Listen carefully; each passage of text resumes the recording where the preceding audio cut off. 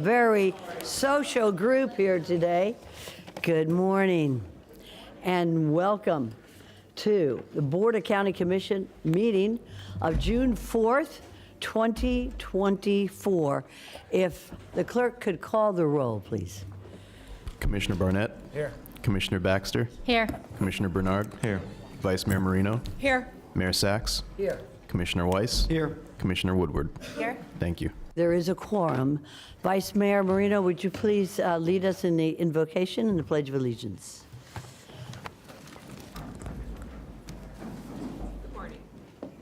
Good morning. Please bow your heads and pray with me. Let us pray silently together, each one of us according to our belief. Let us offer thanks for the blessing of fellowship around us. Let us be a source of hope for those in need. Let the feelings of love, kindness, and a well-directed yet gentle spirit always be reflected in our actions. And let us leave the world a better place than we found it. Amen. Amen. I pledge allegiance to the flag of the United States of America and to the republic for which it stands, one nation, under God, indivisible, with liberty and justice for all. Thank you very much. We're going to go into the agenda approval at this time. Speaker, is there any additions, deletions, substitutions of the agenda as printed? Yes, there.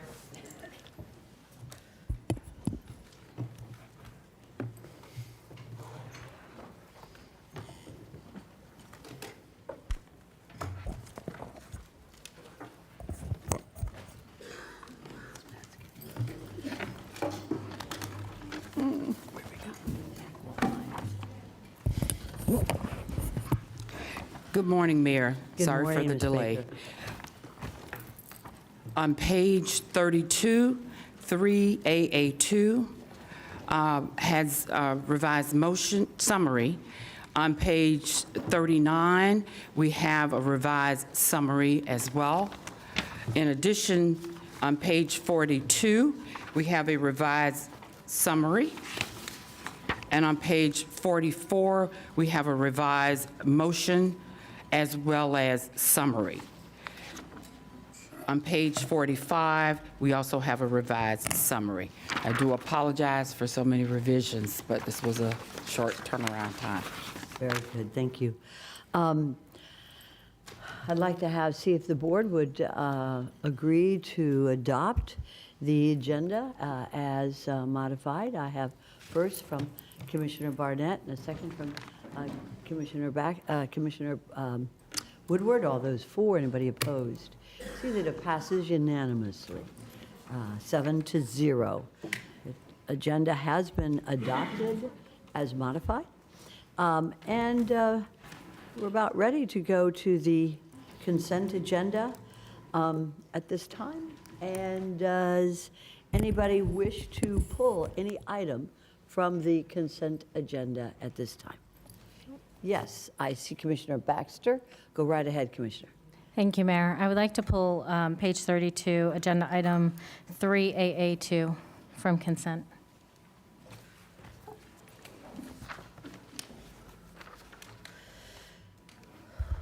Very good.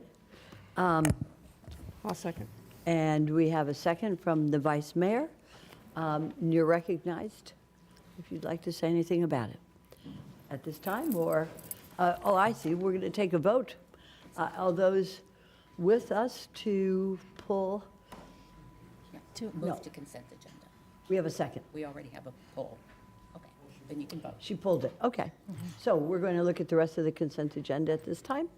And if there's anybody who wishes to pull anything from the consent other than that one item, we can go ahead and approve the consent agenda as pulled at this time. Commissioner Weiss is recognized. Thank you, Mayor. I'd like to go ahead and approve the consent agenda, less item 3AA2. Second. I have a second with Vice Mayor. All those for, anybody opposed? See that it passes unanimously at this time. Okay, so let's go ahead and recognize Commissioner Baxter. Oh, thank you, Mayor. Sure, of course. I more so wanted to pull this to at least have a conversation. I am sure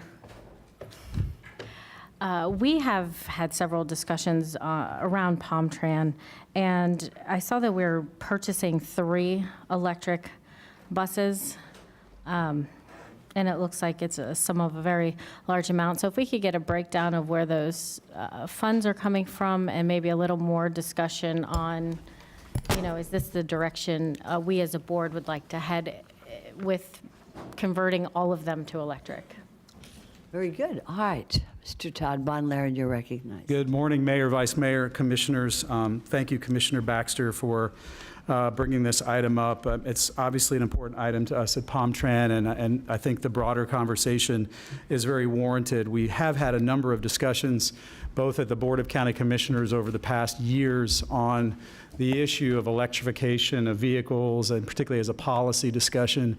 We've had some deeper dives, too, with a number of you at TPA, and have done a number of presentations, particularly with our Road to Zero Emissions, where we went over in more detail sort of the plan for electrification. This particular item is almost a follow-up to an item that we brought to the BCC last year, where we received authorization to move forward with receiving the funds in a grant from the federal, from the state DOT, which are federal funds that come down for 6 electric vehicles. And just from a policy perspective, the goals at PalmTran have been looking at doing a 25% zero emissions fleet by 2032. That's been what we've laid out there, what we've brought to the board, and what we brought to the TPA. And TPA has also been a partner with us as well on the funding side of this. To date, the funds that we have received have been TPA funds that have been granted to us, as well as DOT funds. And on the item before you on 3AA2, where we talk about the $3.3 million for the 3 buses for electric vehicles, and it talks about requiring a 50% match. That match actually is additional grant funding that we're eligible to use in order to draw down this. So no ad valorem dollars are used in this proposal, nor any that we have received funding for in the past. And one thing I would just share with you, obviously the federal government has put a lot of emphasis on electrification of fleets. We certainly have heard from the board too. I know the vice mayor has been very vocal about this at a number of meetings in terms of support for electrification, but not for an entire fleet electrification, and making sure that what we do is we create at least a diversified fleet to ensure continuity of operations, et cetera. But one thing, we've been a little slow to the electric game, mostly because of batteries and battery life in some of the vehicles. And as we've been working with a lot of our vendors, the battery technology has gotten better and better every step of the way. So it's given us a little more confidence on use of those, particularly on some of our, with as long of routes as we have that run during the course of a day. I will also introduce Lynn Johnson. Lynn has been working with us on the funding and financial component of this. And Lynn, if you have some additional comments that you wanted to add to that as well. Good morning, Commissioners. I just wanted to answer directly your questions as far as the funding, maybe what we've received so far. As Todd said, we currently have a little over $10 million right now for electrification, $1.8 million coming from the federal government. That was the Volkswagen settlement that was allocated to transit agencies, and a little over $9 million from the TPA. We will be bringing those grant agreements forward to the board, but they have been fully funded to the TPA, as well as this additional $1.6 million. Now, these are grant agreements. We have not brought to the board actual purchase orders, and so we have not committed to a specific vendor nor the purchase of the vehicles as of yet. We're just receiving the grant funding. Mr. Bonlaren, do you have anything else? No, I just wanted to share that, we've been very careful as we've moved forward, and we've heard from board members as well, as we move forward with electrification, to make sure that we diversify that fleet as well.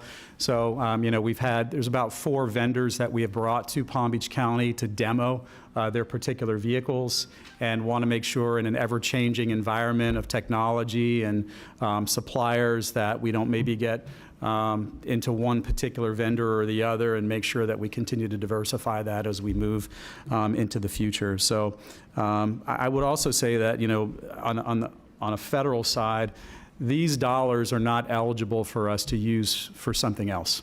So if the thought is, well, can we use these funds for the purchase of electric vehicles? That is not an option that we have. These are specific to electric vehicles.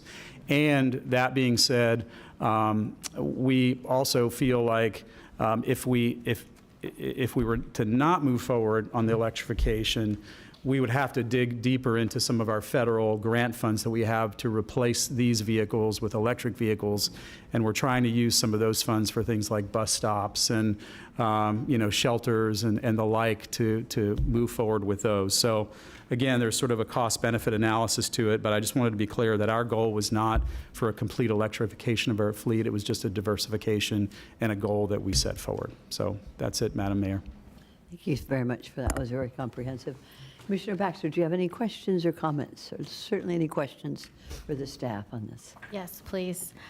Todd, what's the goal? How many? I believe you said we purchased 6 last year. So right now, we have 6 that we have grant funding for. This is another 3. Our goal is by 2032 to have about 25% of our fleet, which is roughly about 40 vehicles or so of the total POMTRAN fixed route fleet to be able to go to a zero-emission vehicle. I have a few more, if that's okay. Sure, Mayor. go right ahead. So over the course of time, we'll slowly get those. You said emissions. There's some other factors. Did we ever get a cost exactly at how much those batteries are? Yes, we do have that information. The battery packs themselves cost about $60,000 per pack. Each bus comes with 7 battery packs. We have a 6-year warranty on the batteries themselves through the bus manufacturer. Of course, all of those battery packs are not going to be replaced simultaneously. And we are also expecting to see decreased maintenance costs, which should offset some of those expenses with the battery pack. So unless my math is off, the 7 battery packs to replace them would be $420,000. That's correct. And are we aware of what happens to lithium-ion batteries should, heaven forbid, a flood or water or any kind of hurricane hit us and water mixes with a lithium-ion battery?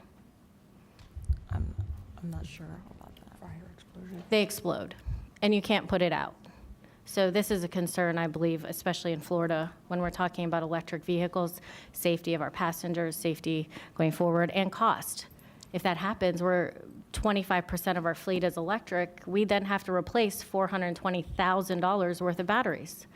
And we know Florida hurricanes are real, and we can have water problems. So these are concerns that I have with where are we going with the electric, and them charging consistently is a whole nother conversation that I don't think we'll waste a lot of time on. But I just, again, wanted to get a feel for the board. If this is the direction that my fellow commissioners would like to head in, we can. I'm not a fan of it, but this is kind of the world that my husband and I live in.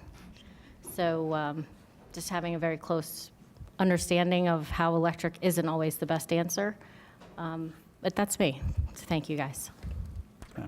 Thank you, Commissioner Baxter. Commissioner Weiss?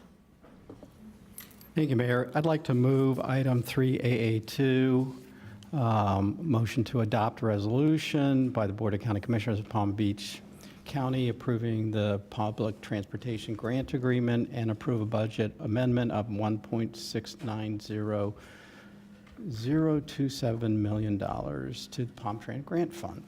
Do we have a second? Second. Second by Commissioner Bernard, although Hold on a second. Vice Mayor Marino, you're welcome to speak. Thank you. I actually also share Commissioner Baxter's concern. This is a discussion we had yesterday. I do not want to see, we're not going to be able to stop the train when it comes to electrified buses, but in no way, shape, or form are we going to become 100% electrified because, again, we run out of power, we're going to use a gas generator to power up electric vehicles. So what have we accomplished? So as a minimum at 25%, I'm comfortable, but going forward, I hesitate to electrify the entire fleet. Those are my comments. Thank you. Thank you. And if I may, Mr. Von Laren, I share a concern that, first of all, where we purchase batteries, and what the importance of Palm Tram is in case of emergency to transport our people. So I think that what we could do is and I don't know if it's going to pass today or not, but I would like for you all your staff, to stay in close contact with the 7 of us so that these concerns can be addressed as we proceed towards battery-powered buses. These buses are very important transportation. And these concerns that were raised are Florida concerns.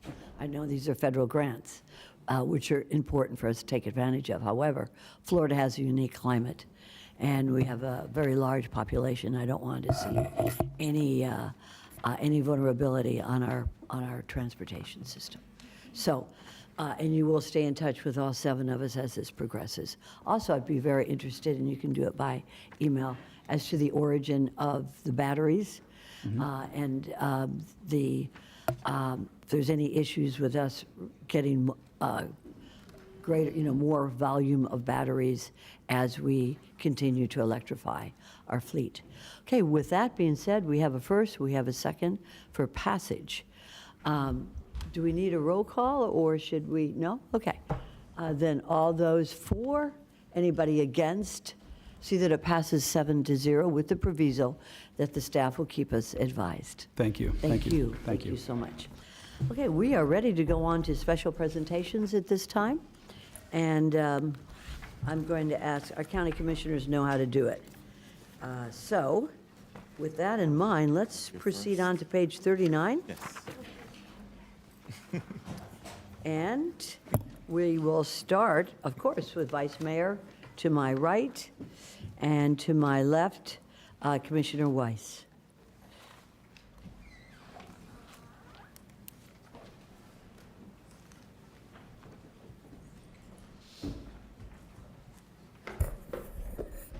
Good morning, all, and welcome to June. Oh, my heavens. Where did this year go?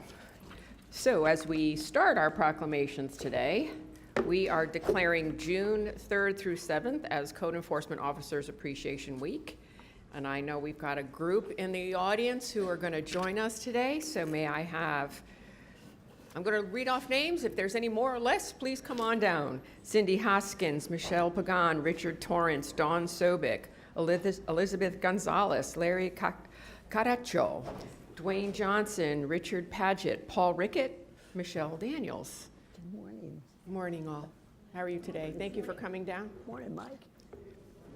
So, as we declare June 3rd through 7th, 2024 as Code Enforcement Officers Appreciation Week, whereas code enforcement officers provide for the safety, health, and welfare of Palm Beach County residents through the enforcement of housing, property maintenance, zoning, building, public right-of-ways, environmental and other codes and ordinances, and whereas code enforcement officers are often not credited for the jobs they do in improving neighborhoods and overall quality of life, whereas everyday officers provide quality customer service to the public for the betterment of the community, and whereas code enforcement officers are dedicated, well-trained, and highly responsible individuals who take their job seriously and are proud of their department and the local government within which they serve. And whereas the Florida Association of Code Enforcement has declared the first week of June to be set aside by local government agencies to honor and recognize their code enforcement officers. And whereas county residents are encouraged to join the Board of County Commissioners in expressing appreciation for the dedication and outstanding service provided by the individuals who serve as our code enforcement officers, now therefore be it proclaimed by the Board of County Commissioners of Palm Beach County, Florida, assembled in regular session on this 4th day of June 2024, that June 3rd through 7th, 2024 in Palm Beach County is hereby proclaimed Code Enforcement Officers Appreciation Week. Thank you very much. Anybody want to say anything?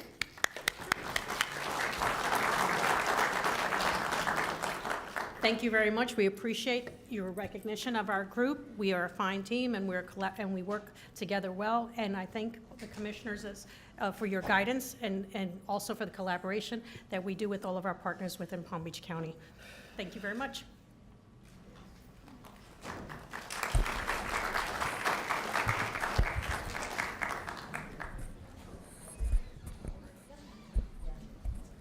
While they're taking their pictures, I'd like to ask the folks that are here for National HIV Testing Day to come forward.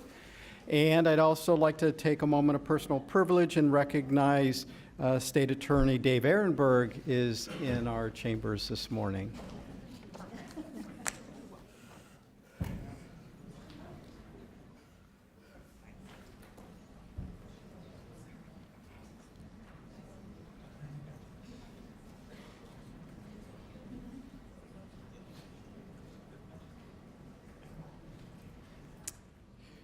Good morning. Whereas in the United States, more than 1 million people are living with HIV, and every 15 minutes, a new HIV transmission occurs, resulting in more than 30,000 new HIV diagnoses annually. And whereas in Florida, more than 124,500 people are living with HIV. An estimated 10 new transmissions occur daily, and 1 in 7 people with HIV don't know they're infected. And whereas in Palm Beach County, more than 8,600 people, or 1 in 175 residents, are living with HIV.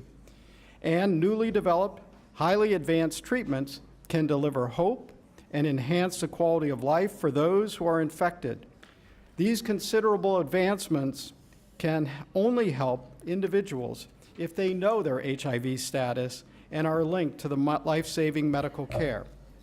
And whereas each year on June 27th, National HIV Testing Day is observed to raise awareness about the importance of HIV testing, as well as early diagnosis and linkage to medical care to inspire the nation to achieve its shared vision of zero new HIV infections and AIDS-related deaths and no discrimination.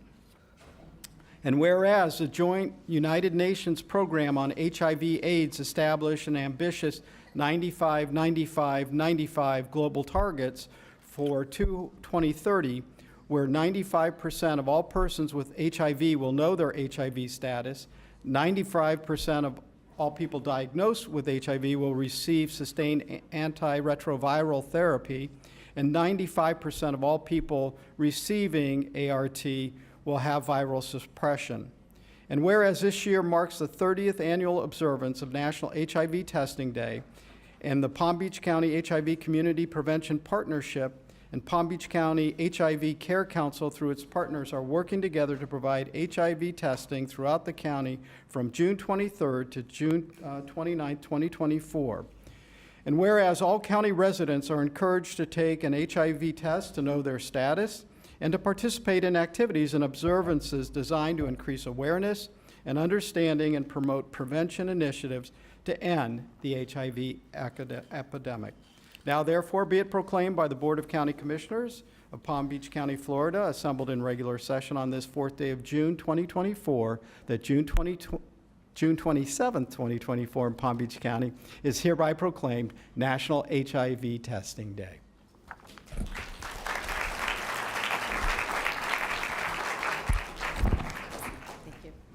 Good morning, esteemed members of our Board of County Commissioners. My name is Kristen Harrington. Thank you. I am the Palm Beach County Regional Director for the AIDS Healthcare Foundation. We are the largest service provider of HIV and AIDS services through the world. I'm also a proud member of the HIV Care Council here in Palm Beach County. South Florida has the highest number of new diagnoses in the country, with Palm Beach County having the highest increase between 2018 and 2022.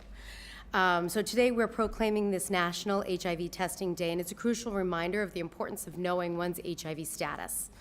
With your support, and with federal programs like Ryan White and 340B, providing cost savings that help Floridians get and stay in care, this National Testing Day proclamation represents your continued commitment to testing and treatment, and to the vital programs that make these services possible and save lives. Palm Beach County HIV Care Council has been tirelessly working to increase access to quality care for those living with HIV and AIDS in our community and to promote awareness. Through collaborative efforts with all of our agencies under the direction of Care Council members, officers, and coordinator, Nita Mahani, We continue to combat stigma, provide education, and ensure everyone the opportunity to live a healthy life here in our community. So we thank you for your ongoing support and dedication to our important cause.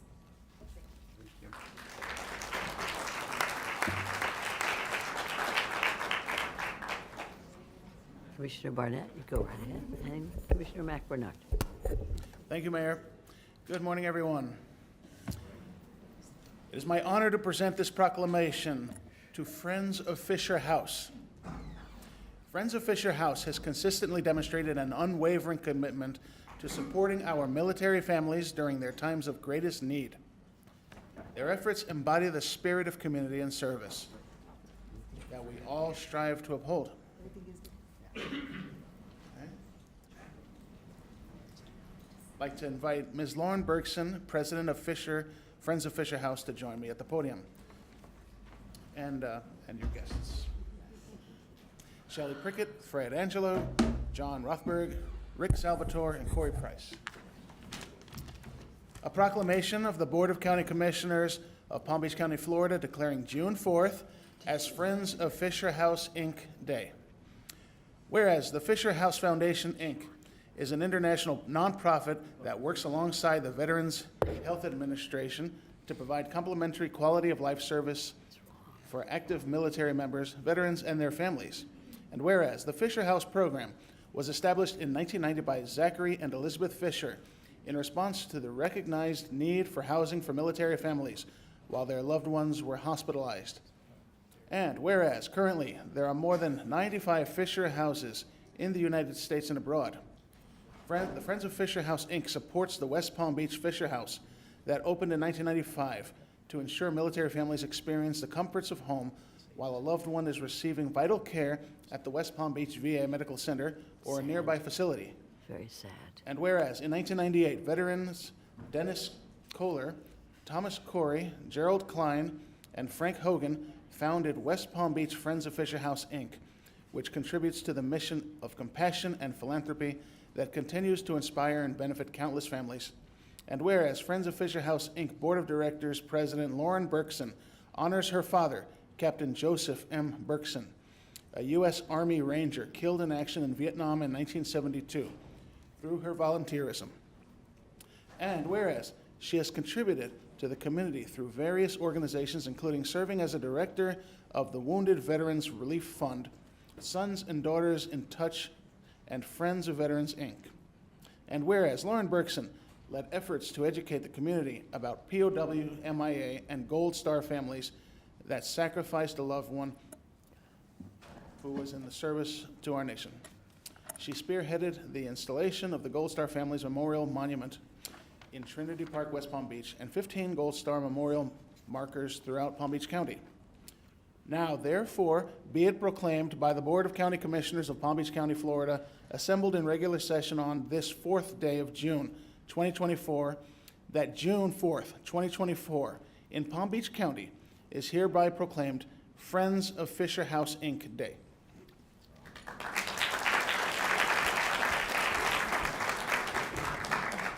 Thank you, Commissioner Barnett, and I thank you for initiating this. It's really an honor for us to be recognized. Shelley's our VA Fisher House manager. She's the heart and soul of our Fisher House. And our proud supporters, our vice president, our amazing supporters that are here today. Like you said, our Fisher House was built in 1995 when our VA was built. And if any of you are familiar, it's on Blue Heron and Military Trail. And if you've never been there, freedom is visible there. And I would ask that people would support our effort to build a handicap accessible, fully accessible home for our disabled veterans and their disabled children that stay with us. So we will be working on building a new house. And Palm Beach County will have the finest Fisher House for our military and active duty families and veteran families. So I want to present you with this certificate of appreciation and this challenge coin. And I want you to know how much it means for our legislators to know the people that we owe so much are being taken care of. So thank you so much. And Shelley has something.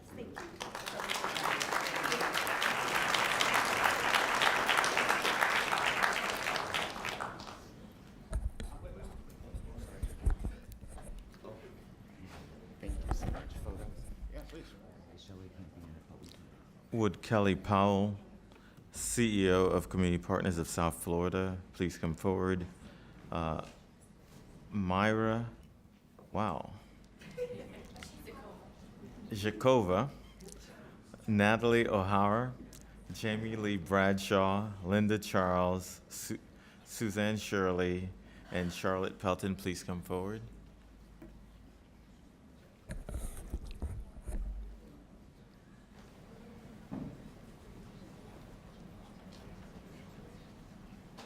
And the rest of the team.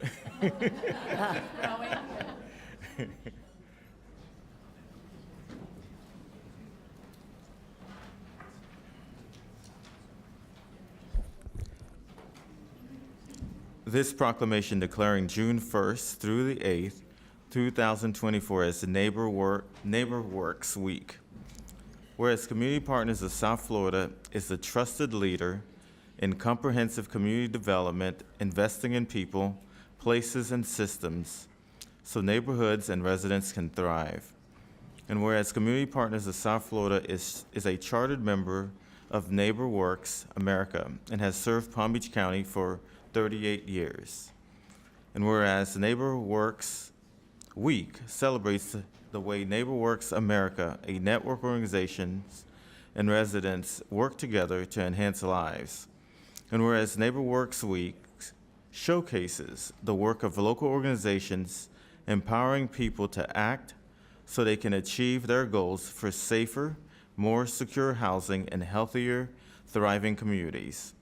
And whereas Neighbor Works Week was initiated in 1983 by a United States congressional resolution co-sponsored by more than 240 members of Congress and signed by President Ronald Reagan. And whereas Neighbor Works Week is an annual national celebration held the first full week of June, and whereas Neighbor Works Week celebrates neighborhood success, empowerment, pride, and unity among nearly 250 organizations in all 50 states, Washington, D.C., and Puerto Rico. And whereas in celebration of Neighbor Works Week, all residents are encouraged to participate in the activities planned by Community Partners of South Florida. Now therefore be it proclaimed by the Board of County Commissioners of Palm Beach County, Florida, assembled in regular session on this 4th day of June 2024, that June 1st through the 8th, 2024 in Palm Beach County is hereby proclaimed Neighbor Works Weeks. Congratulations. Thank you. Thank you, Kelly Powell, Community Partners of South Florida. Thank you, Commissioner Bernard, for supporting us on this important week for Palm Beach County. And thank you to all the commissioners. As you know, affordable housing is a crisis. And I couldn't be prouder to work with a team that addresses that every single day as a leader in comprehensive community development. As you can see, we brought a team because that's what it takes to change affordable housing needs in Palm Beach County. So we appreciate your support. We've been working on this for 38 years in partnership with the county, and we look forward to many years coming. Thank you. I have for you have a pin to support Neighbor Works Week, and thank you so much for your support.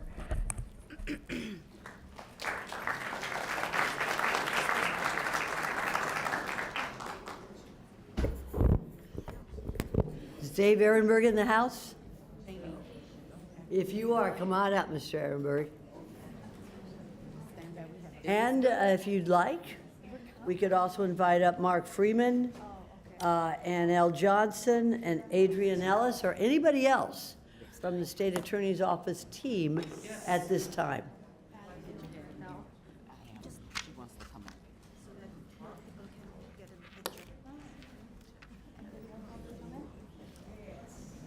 This is an Ehrenberg team. Mix it up, girl. They don't have enough space. Can she? Am I covering you? We gotta get together soon.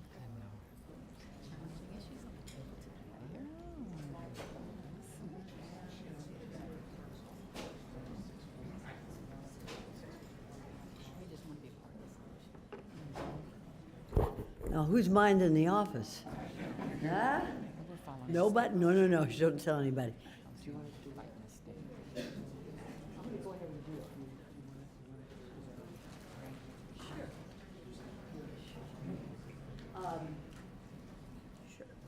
We're going to take a pause while we get the whole team, the Ehrenberg team, together. And I wonder if Commissioner Bernard could probably start on his next one while we take this little pause. Thank you, Commissioner Bernard. We're going to take a little pause. I'm going to pass the gavel to you. Let's go ahead and do that.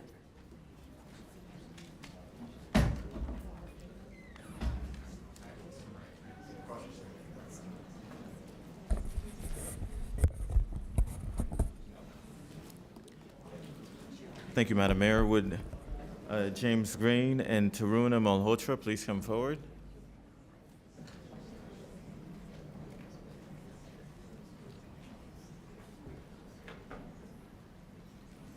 You have anybody else? Okay. Okay.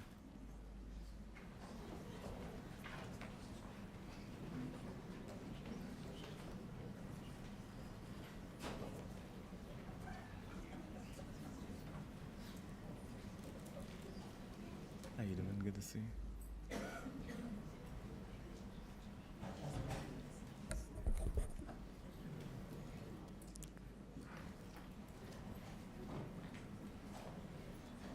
This proclamation declaring June 19th, 2024 as Juneteenth Day. Whereas President Abraham Lincoln signed the Emancipation Proclamation on January 1st, 1863, declaring enslaved people shall be free. And the 13th Amendment was passed by Congress on January 31st, 1865. And whereas Juneteenth is a commemoration celebrating the emancipation of those who were kept in bondage in Texas 2.5 years after the Emancipation Proclamation. And whereas on June 19, 1865, Union General Gordon Granger led troops into Galveston, Texas, to announce the end of the Civil War and the institution of slavery. Thousands of enslaved people in Texas were among the last to learn of their liberation. And whereas the commemorations that began in Texas spread around the nation, with other communities joining in celebrating this milestone in the journey to freedom for all. And whereas Palm Beach County Community Services Department and Palm Tran are proud to celebrate Juneteenth and will host a culture tour on June 17th, 2024, highlighting the history of African Americans in Palm Beach County and their sacrifices and contributions to our community. Now therefore be it proclaimed by the Board of County Commissioners of Palm Beach County, Florida, assembled in regular session on this 4th day of June 2024, that June 19th, 2024 in Palm Beach County is hereby proclaimed Juneteenth Day. Thank you.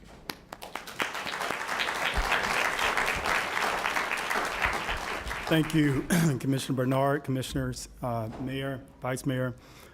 This is a very, very important proclamation, and we thank you for recognizing Juneteenth and the significance of this day to Blacks all over the country and the world. And so we are focusing on making sure that we understand the contributions of Blacks here in Palm Beach County. On June the 17th, we're partnering with Palm Tran, and we'll be going to some historical sites throughout the county and having a number of our leaders to talk about some of the contributions of African Americans and other Blacks here in this county. And I wanted to invite up Debbie Range, who is the, I don't know anyone with as much history and knowledge as Debbie Range. She's the facilitator of the tour that we will host on the 17th and have done for the past probably 3 or 4 years. And it is always engaging to hear her talk and to just, you're in awe at how she knows and recalls all of this information about our county. And so we want to invite you to attend, but I also want to make sure that she has a chance to say a few words. Thank you again, Commissioner Mac Bernard, and thank you to all the commissioners and Ms. Baker as well. As Mr. Green said, this is a most important and historic celebration. It just reveals the resistance, the resilience, the courage of our people who laid the foundation for where we are today. And so, as we do celebrate, we do need to reflect and think about every step our ancestors took as they made that bold step forward to just not be confined to the bondage in which they were in.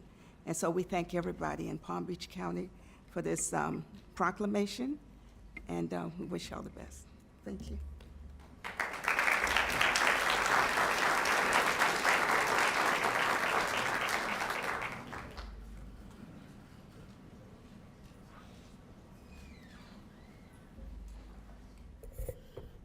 Commissioner Woodward, would you like to go ahead and do a proclamation at this time?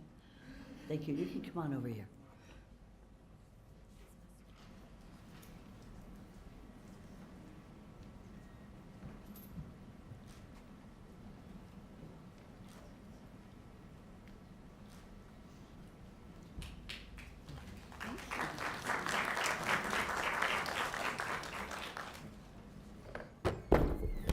Good morning. If I could have Michael Blaylock, Interim Executive Director of PalmTran, Valerie Nielsen, Executive Director of the Transportation Planning Agency, Brian Rusher, Deputy Director of Multimodal of the Transportation Planning Agency, and Victor Garcia, Director of Public Affairs for South Florida Regional Transportation Authority, and anyone else here for the Dump the Pump proclamation.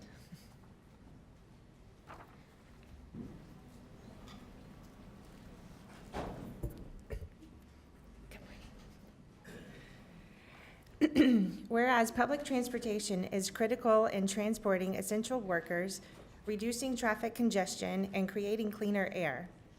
And whereas the American Public Transportation Association brings together hundreds of transit providers each year to raise awareness and encourage everyone to dump the pump.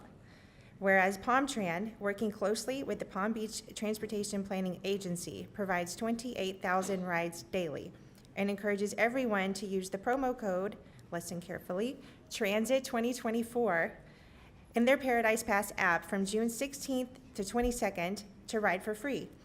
And whereas the South Florida Regional Transportation Authority reported in March 2024 that Tri-Rail commuter rail service has fully recovered its ridership from 4 years ago, averaging 15,000 weekday riders, and achieved its average weekday ridership with 8,000 riders on Saturday and Sundays. South Florida traffic congestion continues to rise and people turn to public transportation services to avoid driving. The Transportation Planning Agency has programmed or prioritized approximately $40 million over the next 5 fiscal years to make transit more accessible, provide new vehicles and train sets, and bus and train infrastructure for countywide services and the region. Now therefore be it proclaimed by the Board of County Commissioners, Palm Beach County, Florida, assembled in regular session on this 4th day of June 2024, that June 20th, 2024, in Palm Beach County is hereby proclaimed Dump the Pump Day. Thank you. Good morning, Mayor and Commissioners. I'm so happy to be here today with our partners at Tri-Rail and the TPA to continue to let people know of their transit options in Palm Beach County. Dump the Pump Day is a national initiative done by many transit organizations across the country to do exactly that, let people know of their transit options. And this year, we're sweetening the deal a little bit with $5 added to your Paradise Pass with the code Transit 2024. And so because of initiatives like this, I know that Tri-Rail has had record ridership, and I'm proud to announce today that we have had in April 2024 the highest number of recorded total ridership since January 2020. And so that is close to more than 866,000 rides in total, which represents a 24.4% increase when compared to last year. So we are moving in the right direction, and we're going to continue to do so. Thank you.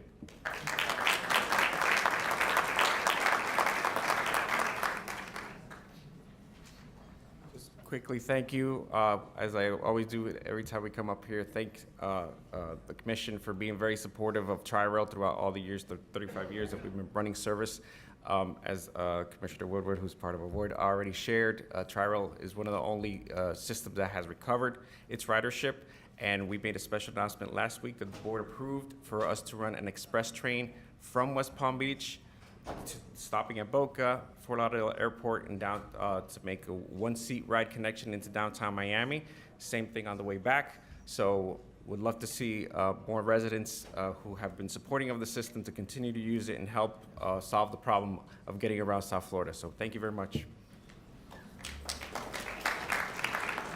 Thank you, members of the commission and neighbors. I'm very proud to be here representing the TPA today. We're very proud to have prioritized or programmed about $40 million for our transit system, not just for new vehicles and new train sets, but also for new transit shelters and new means to get to transit stops safely. So we're very proud to have many members of the commission serving as our governing board. We're proud to have all of our supporters here today and our regional transit partners, and we want to thank you all for recognizing Dump the Pump Day. Appreciate it.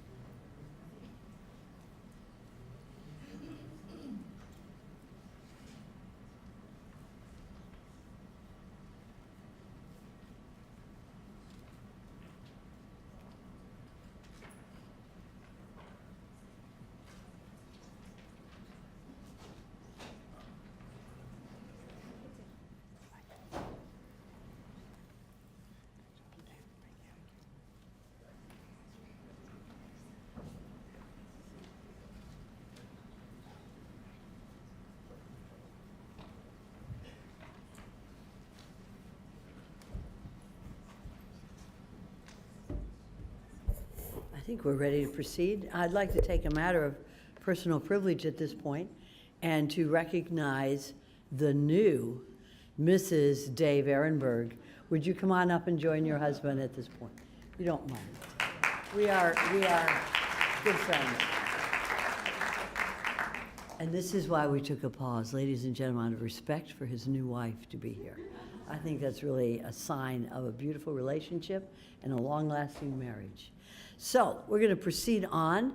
We have with us today a number of people with Dave Ehrenberg, and that is his staff. Do we have everybody here now? I'm glad we can proceed at this point. Now we're going to declare this day, June 4th, as Dave Ehrenberg Day, all day, and we've still got a number of hours to go. Well, you know, and we know Dave Ehrenberg. He was elected our state attorney and has served in that position for 12 years, where he leads a team of 115 prosecutors and 180 professional staff in 5 offices throughout the county. Whereas he graduated from that little school in Massachusetts, Harvard College, and also went on to Harvard Law School, where he received a Juris Doctorate with honors. And I think you had a White House fellowship as well. I'm ad-libbing here a little bit. Dave and I go back a long time. And whereas he was elected to the Florida Senate in 2002 as the youngest member, got that, Senator Powell? The youngest member, and served for 8 years.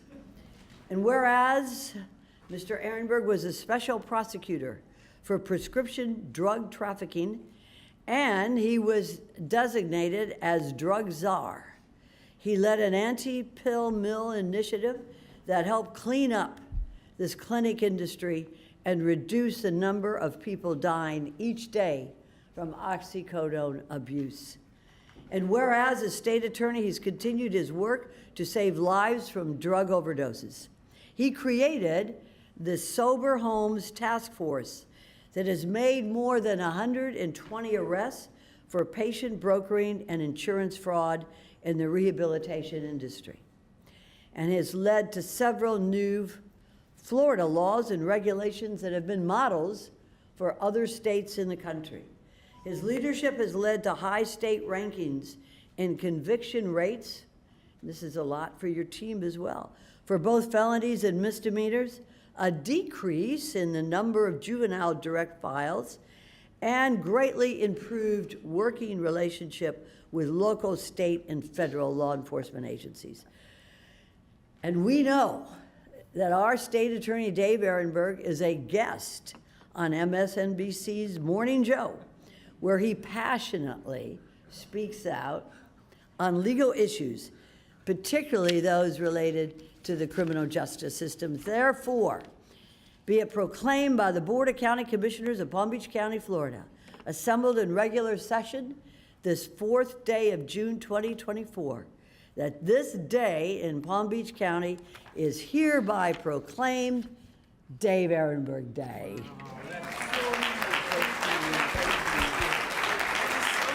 Thank you.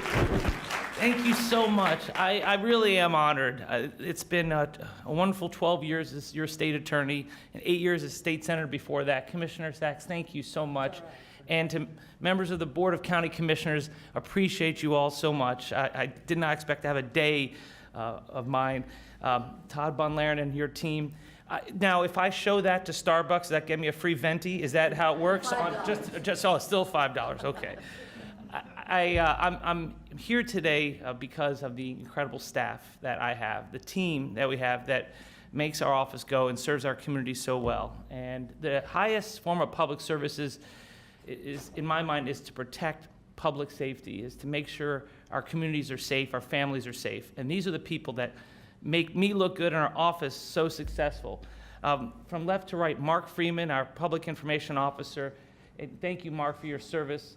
Al Johnson, Chief Assistant State Attorney, who is the head of our Sober Homes Task Force. That's the task force mentioned in the proclamation that has made 121 arrests since October 2016, that's cleaned up the drug treatment industry in our community. It's my legacy issue. It's the issue that I think has been our top priority, and we've saved so many lives. Al, thank you for your service. Adrian Ellis, Chief Assistant State Attorney, who just is involved in every aspect of the office, and just yesterday got a guilty verdict in a very serious murder case. And she's there not only helping to run the office, but on the ground floor in the courtroom. And Adrian, you're the best. And she and I are scheduled to do a murder case together in August. Yes, there's no one I'd rather do it with. And Alexia Cox, Deputy Chief Assistant State Attorney. Alexia is the head of our Dove unit, although she's taking a leave of absence for some reason. I think she's trying to do something else in the future. You can look it up.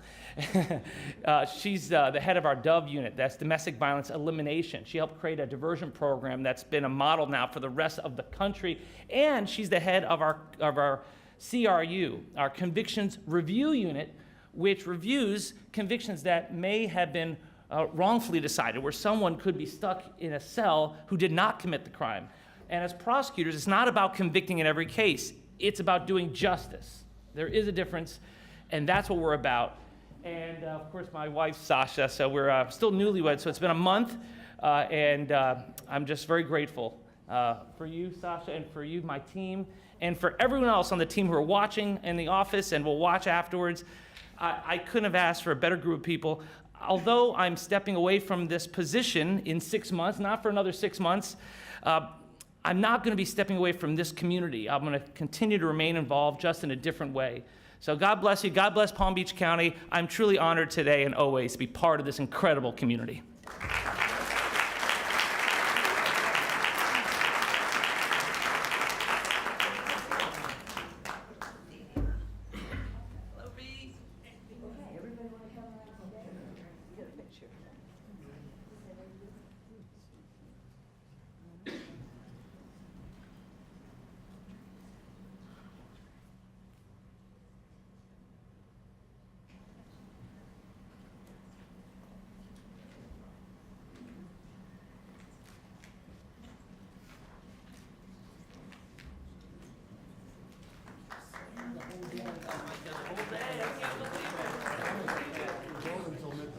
Yeah, that's right. Starbucks expires at midnight.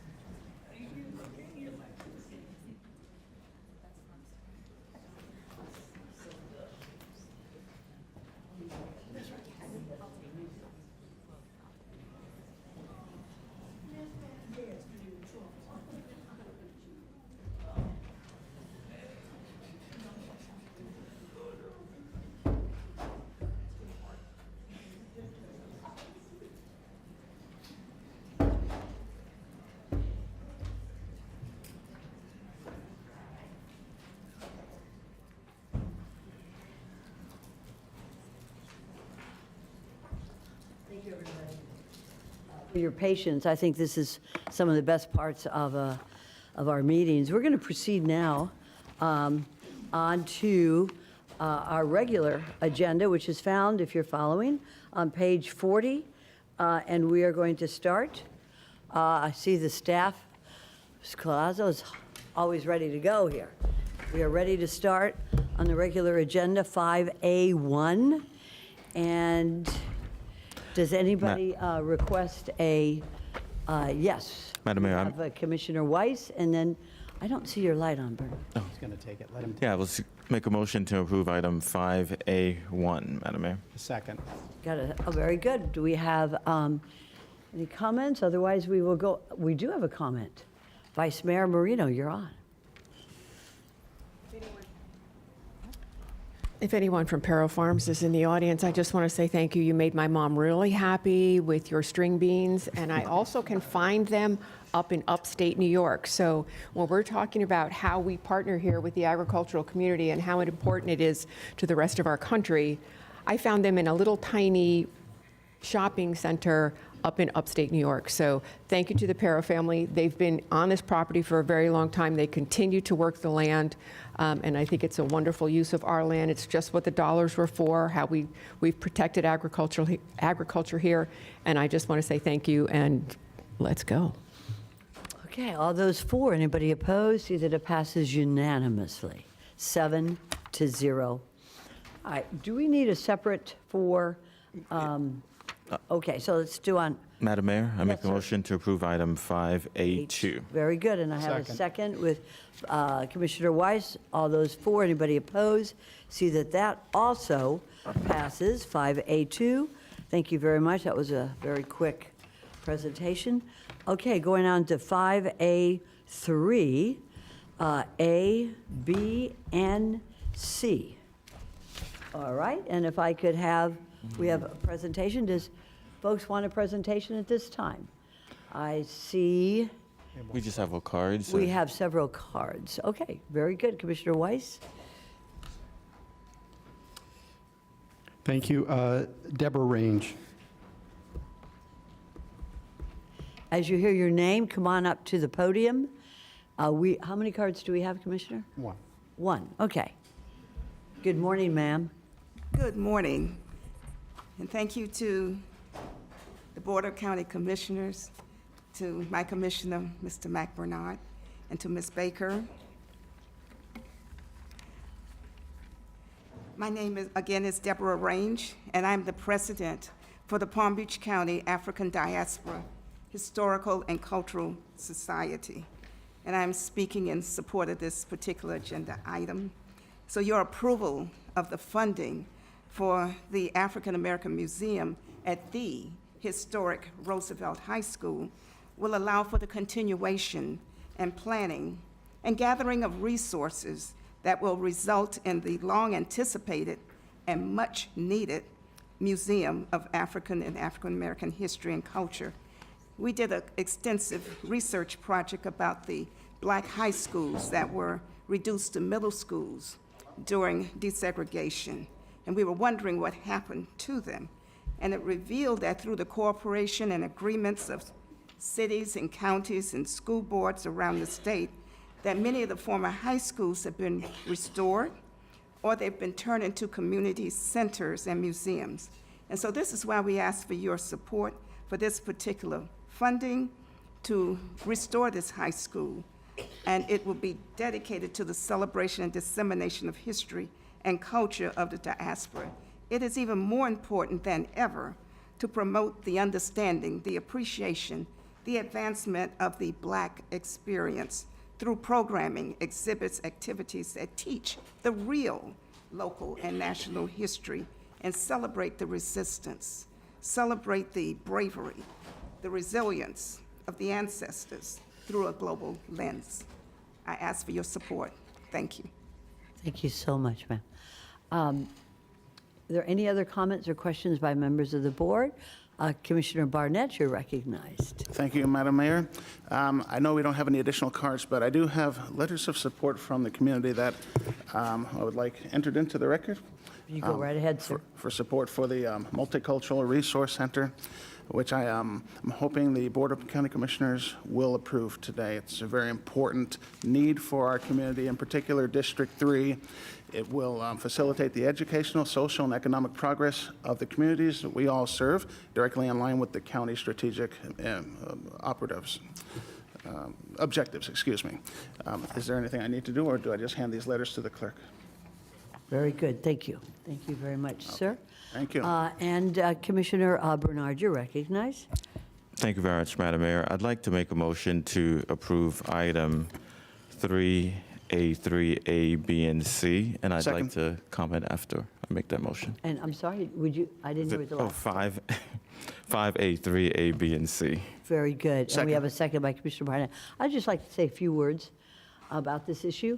I'd like to recognize two senators, Senator Arthenia Joyner, who served in the Florida legislature and started the progress on this very wonderful this very wonderful project, as well as Senator Geraldine Thompson, who is still serving in our legislature and was at the time that this was brought up, as well as the celebration and recognition of June 19th, to be the CEO of African American museums in the state of Florida. And upon these shoulders, I think we have risen to the point where we will work with everybody in our community so that these stories are told. I also welcome other groups in the county to work with county staff and Ms. Baker to have their stories told as well. This is a rich and diverse county. I have represented all parts of this county in the legislature as well as today. And I think stories need to be told, and they need to be told by those in our community who are best to tell them, not in some podcast 10 years from now. So I thank you all for doing this, and I particularly thank my two colleagues, Commissioner Barnett and Commissioner Bernard, for headlining this project for here in Palm Beach County, as well as to recognize Ms. Baker. With that, we're going to take a vote. Or did you want to say Yes. something? Go right ahead, Commissioner Bernard. Thank you very much, Madam Mayor. I want to thank the Roosevelt High School alumni who are here. If you're here, can you please stand up?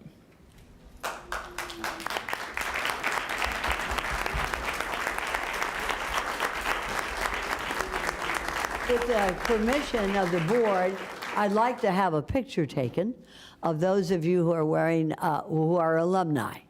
Or if there's anybody here attending the high school today, I'm sure you don't have to be at school right now. But if you'd like to come forward and have a picture, we would be most proud to do that at this. So we'll do that after the vote, and I'll speak first. Let me finish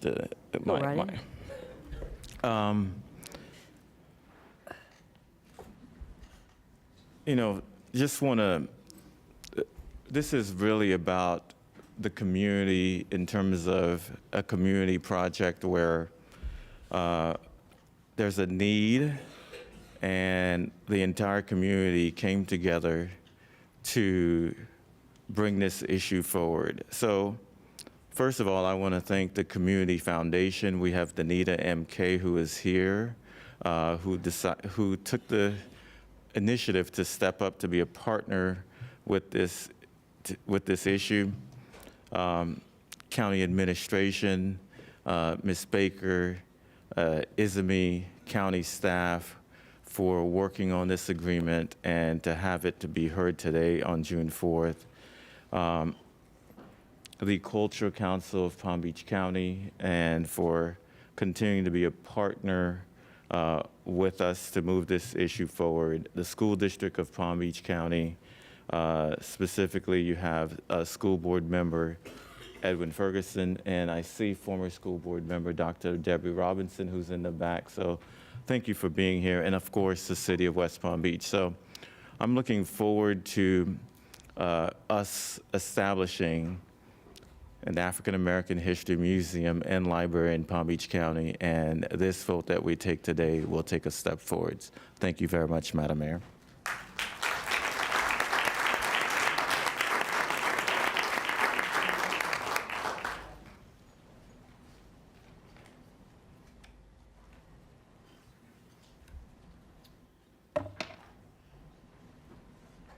Commissioner Bernard, are we ready to take this vote? Yes. Oh, okay.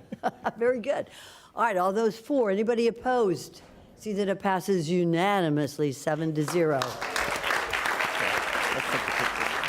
I think it's a great time for y'all to come on up. Let's take a nice picture here to memorialize this day and those of you who have graduated from this fine school. Right up here.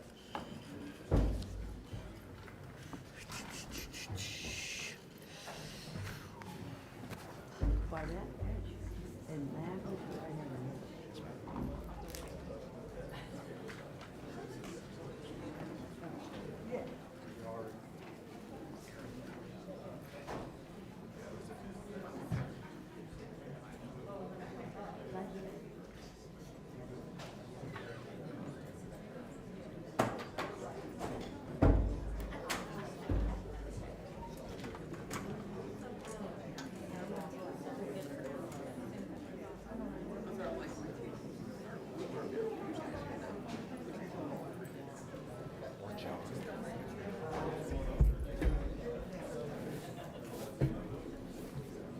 Okay, let's go.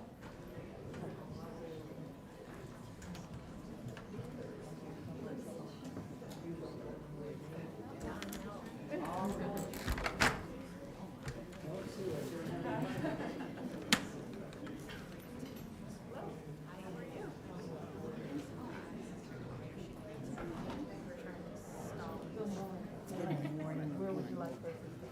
I think we could put you right here next to Commissioner Barnett. How are you? Thank you for joining us today.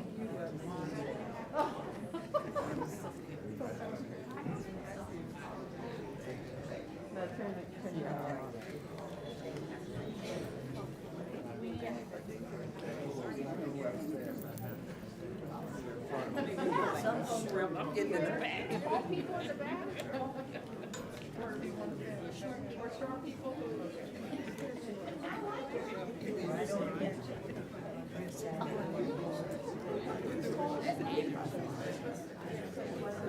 Be on the side. Sexy.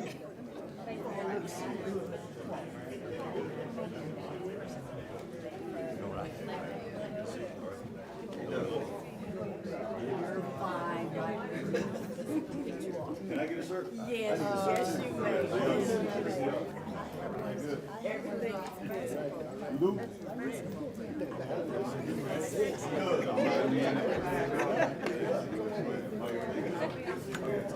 Could we scoot in a little bit, please, on the edges? Can we come on? We'll be the pinky bookends, yeah. Oh, really? You sure? Okay, so take it down there. My favorite Dolphins fan, I'm right next to you. I just happened to see on David's computer. Yeah, good. You want me to move it down? Okay. And you want to direct him as to where to go?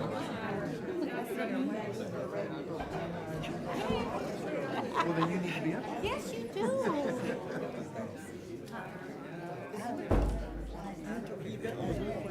Just a tad. Okay, they're looking at you. Cheddar.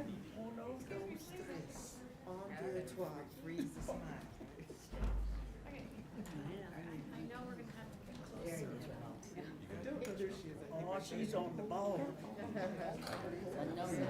Oh, lad, we don't want to miss this picture. Hey, we still have to get a little closer. Turn sideways, maybe. Yeah, turn sideways. Turn sideways. You heard the direction. Oh, yes. Okay, that's good for you guys. Okay. Turn sideways. Some people, I can't see your face, so if you're short, you can come in the front. She needs to be out front. tell you, I know what you got behind me. Perfect. Right in front of the mayor, I can't see you. Mayor, You can go to your left a little bit. To the left. Okay, there you go. She's an official at times. Okay, I think we're good. I didn't say.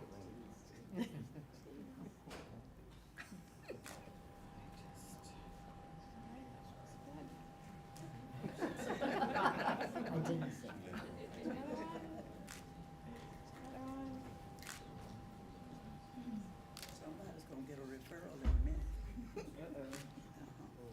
good job. One more and we're done. Okay, thank you.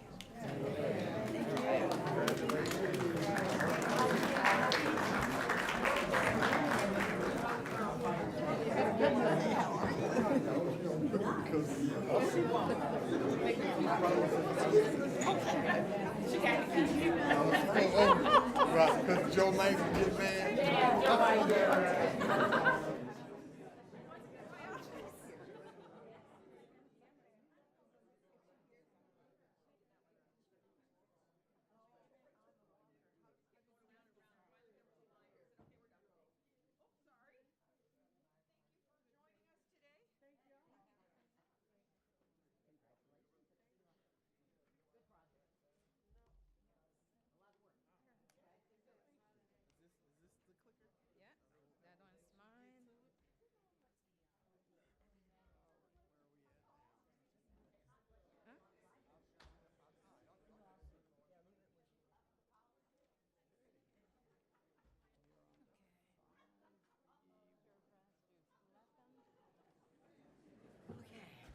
Dave is coming up. That's okay, we'll wait. Abandon you? What happened there?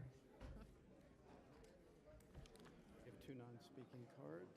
On this issue? On this one. On 5B1.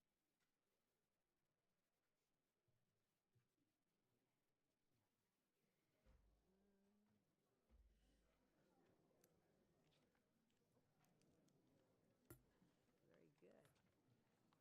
Do you have it on 5B1 cards? Yeah. Yes? Okay, good. Okay, thank you very much. That was a warm and wonderful moment to honor our history. They say if you can't go forward unless you know where have you been. And the alumni from Roosevelt High has shown us. And I'm wondering, and I'm asking this not knowing the answer, but Ms. Baker, if a lot of the alumni would like to have a copy of that picture, would they be able to contact your office? Thank you for volunteering for that. And I met the president of the organization, and I'm sure that she will be in contact with us. Also, we will share that with Senator Arthenia Joyner and Jodine Thompson as well. Okay, moving right along. That was great. Well, we are on 5B1, Tourist Development Council, and we have a number of cards, but I think we possibly would like to hear from staff unless there's someone who does not find that necessary. I don't need it. I don't see anyone. I think we've all been very much apprised of what the issues are. And so, Commissioner Woodward, did you want to say something about this? Yes, I'd like to move this item, make a motion to approve 5B1, motion to approve an agreement between Palm Beach County and the Center for Arts and Innovation, A and B. And we have a second, and I know that maybe right before we vote, did you want to, do you have the cards that we could do at this time? Yep. And I just want to, well, I'll wait till the very end. Thank you. All right. Commissioner Weiss, go right ahead. Thank you, Mayor. We have two cards. They are both in support of this item. First one is from their non-speaking cards, Andrea Virgin and Erica Cassell.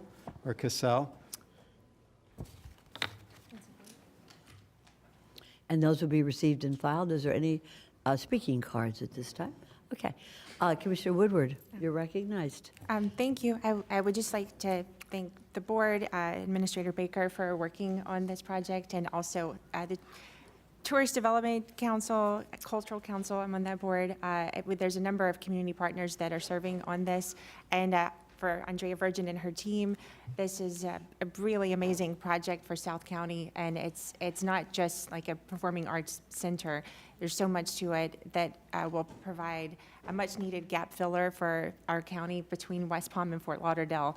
And also, you know, it's not really in competition so much with what we have existing. It's something brand new, and very excited for us to be a part of it. City is working with it, the state, a lot of funding partners in this, and a lot of private partners too. So thank you very much, and I'm very excited. And I'd like to just take a moment of personal privilege. Could you come up to the podium, Miss Andrea Virgin? I've known Miss Virgin when she went to school with my little girl at St. Joan of Arc. And she has achieved a dream come true. And it just goes to show a Palm Beach County little girl who had a dream and has made that dream a tremendously beautiful reality that will serve our kids and the residents of Palm Beach County, and maybe we'll let a couple of Broward people in as well. But you really have achieved a tremendous amount of innovation and beauty for all of us. So I would like to have you just say a few words at this Sure, point. thank you. On behalf of the Board of Directors, all of the capital donors, the founders, the advisory council members, of course, the arts and cultural organizations that we're doing this on behalf of, all of the residents here in Palm Beach County, the businesses, and the tourists that will come, we are incredibly, incredibly grateful for the partnership that this item shows to this project. The project has been privately funded to this point. We've gotten a very long way, but the support of the governmental bodies that get involved really add credibility to the project and allow for that private sector support to continue to come in. Thank you for showing this tremendous support. We're very excited to bring this on behalf of somebody that's grown up here in the county and who calls this home. We're very grateful to be able to bring this. It means a great deal to me personally and, of course, professionally on behalf of the whole organization. Thank you for this body's support. Really appreciate it. Thank And you. thank you for all you've done. My pleasure. We're ready to take a vote. Anybody opposed? Mayor, may I be recognized? Yes, sir. For the benefit of the clerk, could we restate the second, please? Oh, yes. The second was the Vice Mayor Marino. Thank you, sir. Okay. Everybody for, anybody opposed? See that it passes unanimously, 7-0. Congratulations. Very nice job. Okay. All right, here we are. 5B2.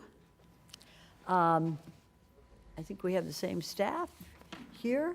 And let me check with my colleagues. Do we need a presentation from staff at this time? No. No, I think we've all been sufficiently praised of the issues by staff.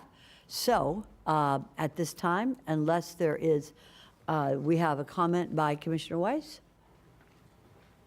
No, Mayor, I just want to go ahead and approve item 5B2. This is an agreement, Palm Beach County Convention Sports Leisure International for development of tourism master plan. And we have a second. You have first by Commissioner Weiss, second by Commissioner Woodward. All those for, anybody? Just a quick Yes, sir. Go right ahead. Commissioner Bernard. Thank you very much, Madam Mayor. In regards to the master plan, what I wanted to find out is, I know that soccer is growing in Palm Beach County. What, Ms. George, what are, our plans for the future in terms of the growth of soccer? We have the World Cup that's, in the United States and Mexico and Canada. So if you can just expand upon that for me, please.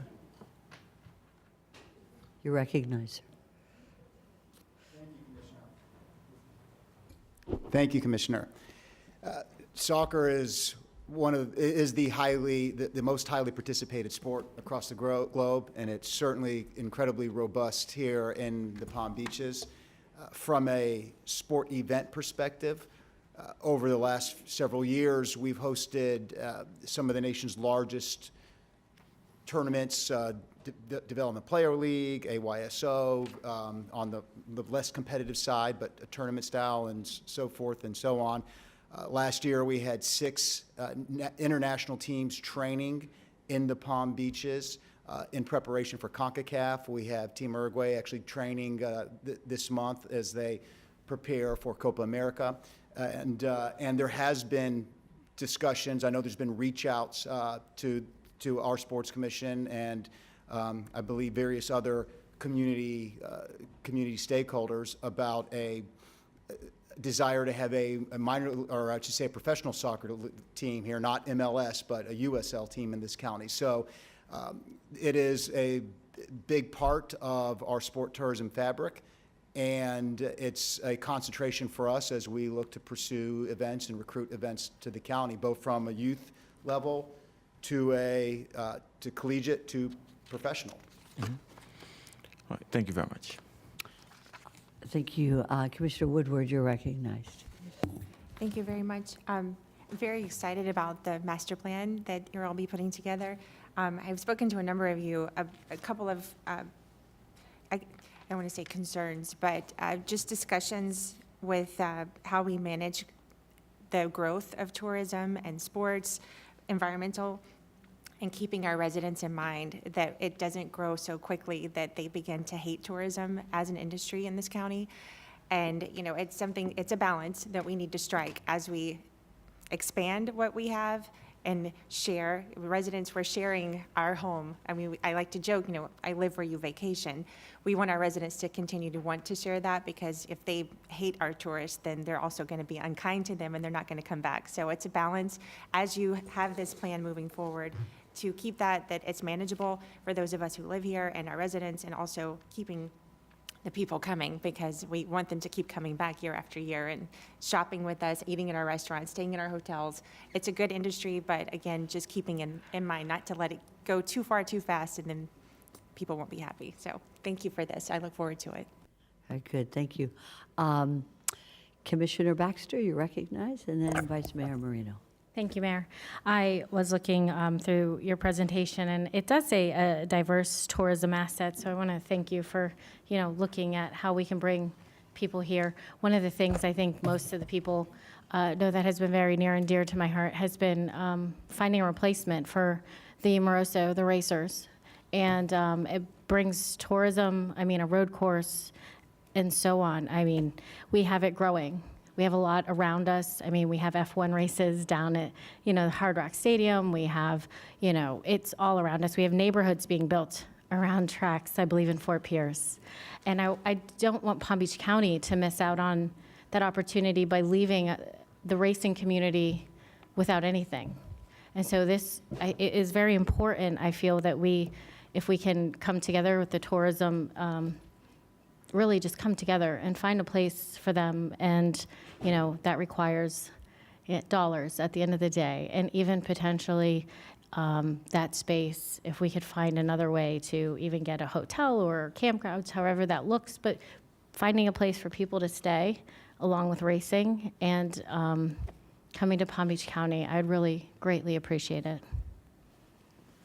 With that in mind, Mr. Perry, could you, first I'd like to recognize you as the head of the Tourist Development Council, but could you, is there something that is initiated at your level, the Tourist Development Council, to promote a establishment of an international raceway as the one that we had many years ago, very successful with Moroso? Good morning, Mayor, Commissioners, Vice Mayor, Madam Baker, Emmanuel Perry. Emmanuel Perry, Executive Director of the Tourist Development Council. Yes, ma'am. When the Motoroso went away, that was a tremendous hit to our county. But like many assets within our county, we look to leverage and be able to promote that, to have visitors come from all over the globe to actually experience it. So what we're promoting here in Palm Beach County is actually a lifestyle, the live, work, play aspect, and we want to embody that. So this master plan, we will actually do a large feasibility study throughout the entire county and identify what those infrastructures are that will help take our destination to the next level. And that will include in the master plan possibility of renewing and building a new international raceway here in Palm Beach County. We will leave no stone unturned. No path undone. That's great. Thank you very much, Spare. I appreciate that because I know that was a big tourist development here for many, many years, and I'd like to see that continue. Thank you for that. And Vice Mayor Marino, you're recognized. Thank you, Mayor. Thank you for bringing this forward today and for initiating this. When we talk about tourism, I mean, everybody thinks of sports, but there's other things that people can come and do here, and we have hundreds of thousands of acres of environmental trails that people can explore. We have 47 miles of coastline. We have 160 golf courses. Of course, I know that statistic, being a professional golfer. But there is so much that our county has to offer, and this is really important to know how we can position ourselves, because people know we are a sports place to come, even though we don't have professional sports teams that are actually located here other than for Major League Baseball 1 month out of the year. We do a phenomenal job of getting people here to enjoy our sports, but it's more about sports. It's about culture. It's about water. It's about environment. So anything that the master plan can do to incorporate all of that, and I thank you all because you did a survey about how are the disabled able to use our facilities. And I think you've spent a lot of time trying to figure out how can we make our facilities, no matter what they are, inclusive for everyone. And that's really, really important in your master plan. So thank you for doing this, and I'm happy to support it. Thank you. Very good. Okay, if there's no other comments by my colleagues, we have a first. And I'd like to, are we okay, the clerk, with the first and the second? All those for, anybody opposed? See that it passes unanimously, 7-0. And thank you, each and every one of you. I'm proud to be your chair. I said that before the vote, but I wanted to thank you so much for all the work you do. Thank you. All right. Thank you. Go TDC. All right, now we're moving on to 5C1, Engineering and Public Works. And do we have any cards on these by any chance? Mr. Weiss? 5C1? No. Okay, staff.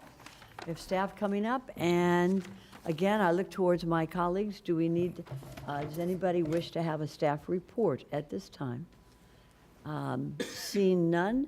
I'll make a motion. We are ready to do a first by Vice Mayor Marino and a second by Commissioner Woodward. All those for, anybody opposed, see that it passes unanimously, 7-0. Thank you, Mr. Ricks. Always a pleasure to see you. That was 5C1. And Mayor, if you don't mind, I'll make a motion for 5C2. Let me hold on just 1 second. Now we're going on to 5C2 for the record.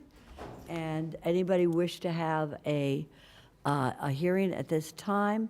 Seeing none, we have a first by Vice Mayor Marino, a second by Commissioner Woodward. All those for, anybody opposed, see that it passes unanimously, 7-0. Thank you. That was a very good presentation. Thank you, Mr. Ray.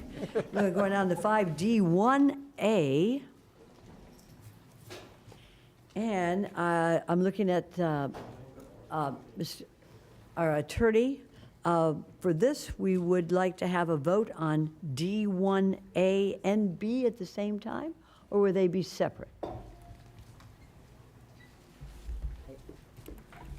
I think you need to go through A1 for A first so that we can determine the board's direction. Very good. And then we know what we'll be transmitting. So we are now on 5D1A, and I'd like to go 1, 2, 3, and 4 with the staff presentation. Again, this is a little bit more with statistics, so I'm going to look at my colleagues to see, shall we go forward with the staff presentation? I see 1 nodding their head, 2, so we're going to hear your staff presentation. Again, D1A, 1, 2, 3, and 4. Go right ahead. You're recognized. Thank you, Mayor, Vice Mayor, and Commissioners. Tammy Fields from County Administration. At the table is Carlos Serrano, Jeff Bolton, We have both Sherrys this time, so I'll get it right. Sherry Howard and Jonathan Brown, all from the Department of Housing and Economic Development, and Sherry Brown from OFMB, and Howard Falcon from the County Attorney's Office. The last time that this item was before the board, we received valuable direction on negotiating further with the developers, and have gone out and asked each of the developers to provide a best and final proposal, and that is what is before you today. To present that, I'm going to turn it over to Jonathan Brown to go over each of the individual proposals. Mr. Brown, you're recognized, sir. Thank you. Good morning, Mayor, Vice Mayor, Commissioners, Administrator Baker. So we were here on May 7th, and we started to go through the housing bond items, and there were, I want to provide just a recap of what the Board of County Commissioners approved, and then what the Board of County Commissioners directed us to do, and what we've gone back to do, and what we're going to bring forward today. So you can see the for sale projects approved, the affordable housing multifamily approved, the workforce housing projects that were approved. Now, one of the things, or a couple of the things that the board had asked us to go back to do on the affordable projects, and you'll see today, is that we were looking to limit it as best as possible to a 15% cap, and I'm going to talk a little bit about that as we work through those projects. And then on the workforce housing multifamily, we talked about a 15% cap, but we also talked about maxing the area median income at 110% AMI. So you'll see that the developers are doing that. So one of the things that we recognize and realize is that as we heard from the board on May 7th, we went back and just taking a look at the proposals, the best and finals, but we recalled one conversation we had as we were developing the housing bond. One of the things that we talked about is using the housing bond as a supplement or replacement for the sale program, because we knew at that time sale was not consistent, but even at that time, we recognized that as a county, at best, we'll get one sale project. What we realized with sale is that the sale sets their cap at about 25% of the total project cost. So you will see where developers could not get to the 15%, they worked with under that 25%, and we believe that those projects are absolutely projects worthy of the board's consideration on today. And what's interesting about this as we move forward in this conversation is we have all of our development partners here. And I call them partners because, as we know, it's not just the county that's going to bring forth the affordable workforce housing units. It's the developers, those that have the boots on the ground every day. So I want to definitely recognize all of the developers who submitted proposals that are here and here today to talk about their projects. So just as a reminder, we're going to start with the affordable housing multifamily projects. Just a reminder that the board set the cap at 80% of AMI, so anything from 0 to 80% of AMI would be considered affordable. And today we're going to talk about 4 proposals that we have received. The first one is Village of Valor. Village of Valor, based on the board's direction, was able to go back and to reduce their original funding request from $8 million to $5.8 million, thus bringing down their total housing bond request to 21.75% of the total development costs. You'll see the period of affordability at 40 years. This particular project, located in District 3, will be 54 units. And I want to make sure we're clear. So it's 54 units with a preference for veterans. So it's not necessarily a veteran project, but it's a preference for veterans in this particular project, where the county assistance per unit is $144,000. Now, that consists of the $5.8 million that's being requested through the housing bond, but it also consists of the $2 million that the board approved in NSP on May 7th. And you can see again how the project, the original project cost versus the modified cost, and how we got to the overall cost of just under $27 million. You'll also see here the previous rent structure that was submitted in the original proposal versus the modified rent. One of the things to take notice is that Village of Valor, as well as others, are able to include 3-bedroom units, and 3-bedroom units are necessary when you're dealing with families. And you'll see the number of units in each of the AMI categories, as well as the proposed rent and the max rent allowable from Florida Housing Finance Corporation. And so what the modification basically for the Village of Valor project, you'll see that they decreased their housing bond request. You'll see that they increased their bank loan. They increased their deferred developer fee. They modified the rents. Although they had to eliminate the 30% AMI category, they were able to include a 40% AMI category. And then you'll see that the overall total project costs, the percentage is now at 21.75%. And that's the first one.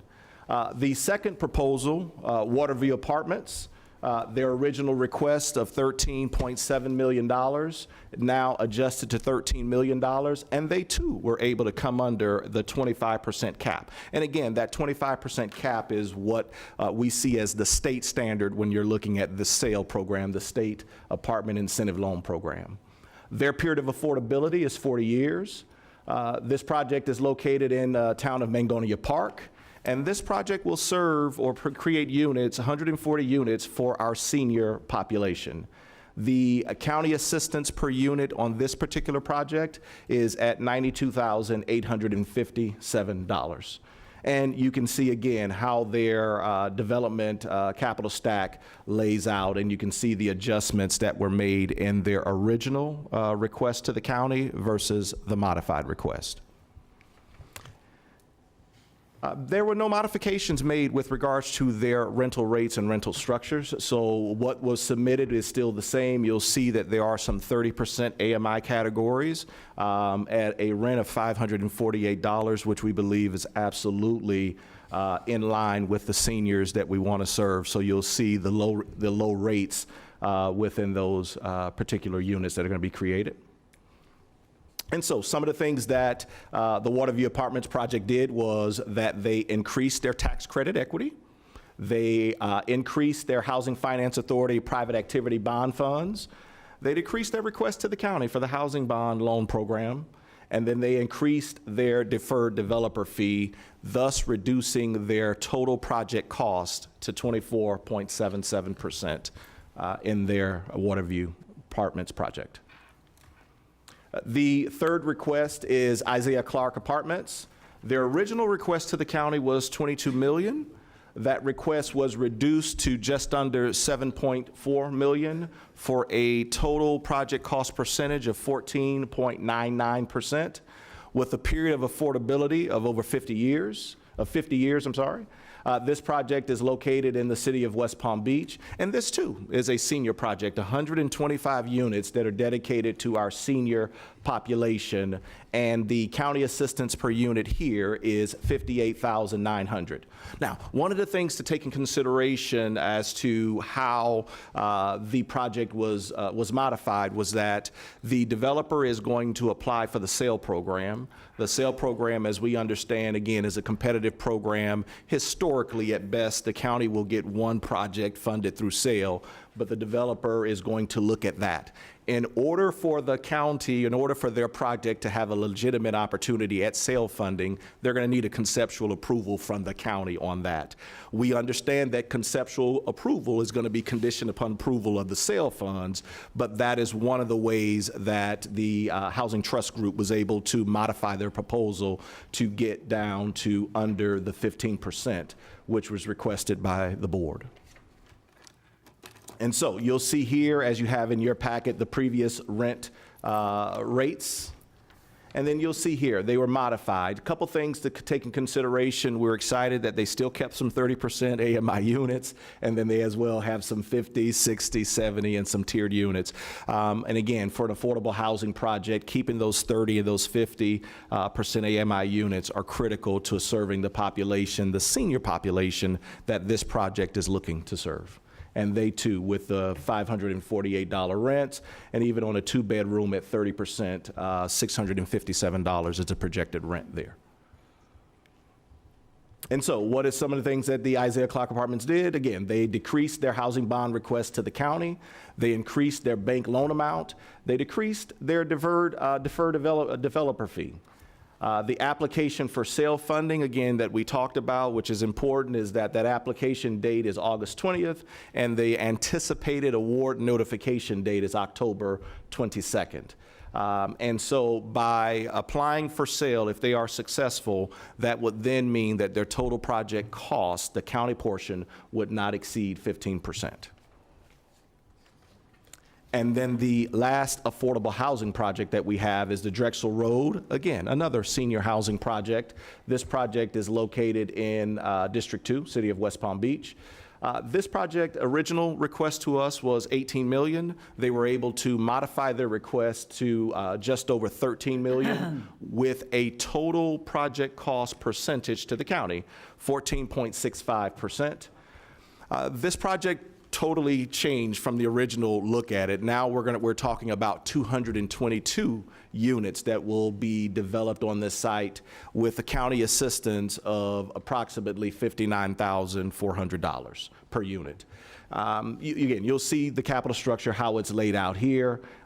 This project too is going to be applying for sale funding, but this project is going to apply for sale funding under a provision of the Live Local Act. So not the same sale funding that the Isaiah Clark is going to apply for, a separate provision of funding that is set aside for developers that are going to work with housing authorities. This project here is a partnership with the Palm Beach County Housing Authority, and so you'll hear more and see a little bit more about what their plans and intentions are.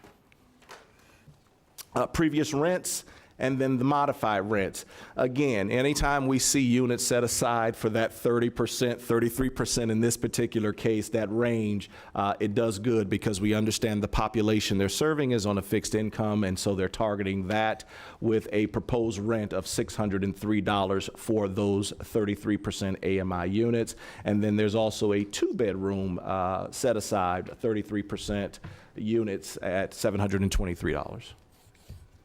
And so some of the modifications, they decreased their housing bond request to the county, they increased their bank loan, they were able to increase their investor equity, they increased their developer fee, deferred developer fee, they modified their rents. The application for this particular sale program through Live Local, the application date is July 16th, and the notification award date we're anticipating to be August 23rd of this year. In addition, they increased the county assisted units from 88 to 222 units. Again, a massive change. And then the overall housing bond funding request would equate to about 14.65% of the total project cost. Again, another competitive program. They'll have to receive the dollars, be awarded the dollars, but we appreciate their effort. And to be honest with you, I'm sure any of our other developers could look at sale, but we know the likelihood of each of these projects receiving sale because historically, as I mentioned, you may have one sale project to fund it in the county. So we're definitely excited about how each of these projects move forward with their best and finals for us on today. And so, just to give you an overall overview of the affordable housing project leveraging, the amount requested based on the best and finals, just over $39 million. The total project cost is over $218 million. 541 county assistant units, 541 total units, and you see the project leveraging at a $1 to $5.6. Overall, with the affordable housing projects we're presenting to the board today through the Housing Bond Loan Program, you're talking about $72,731 per county assisted unit. And then I just want to move, I'm sorry, Commissioner. Thanks, Go right Madam ahead, Mayor. Commissioner Bernard. Do you want us to address each one at a time so that way we can kind of I think we should. Yes, I think we ma'am. should, because I think that with my colleagues' permission, I think each one has different designations, and I certainly have some issues on a couple of them. So I think this may be a good time to pause at this time, and if we have any questions or comments by my colleagues, Commissioner Bernard, you're recognized. Thank you very much, Madam Mayor.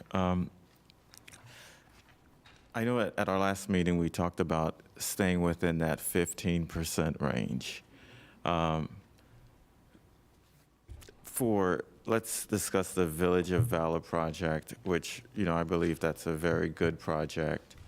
What I'm trying to find out is, do we have maybe additional funds or other funds that we can use to stay within that 15% range for like Village of Valor or the Waterview Apartments?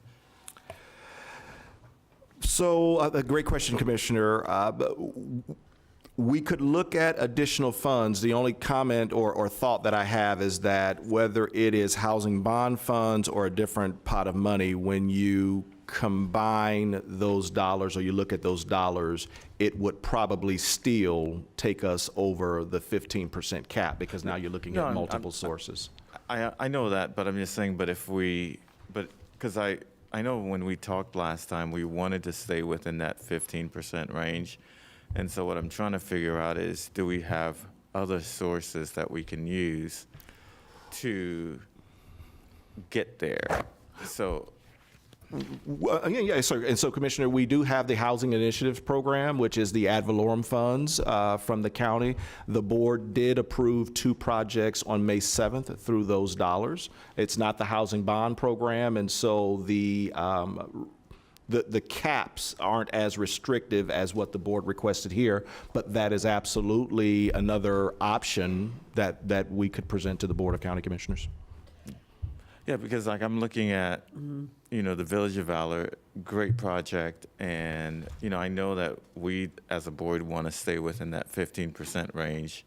And so what can we do to stay within that 15% range and use other sources if possible? Okay. So, but that's my If I question. could, I think that's an excellent point, Commissioner Bernard. And I like this group that has put together the Village of Valor. However, I think that we can probably pull down federal funds if this is a Village of Valor, which has been recognized, by the way, by the Florida Department of Veteran Affairs in Tallahassee.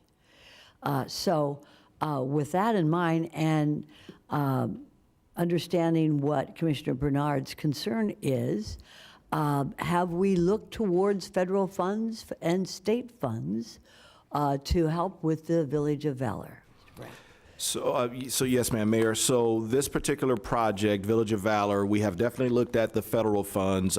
We presented to the board on May 7th NSP dollars, and the board approved $2 million for this particular project. It's the county's federal allocation received from HUD. So we've looked at that. I'm not talking about HUD.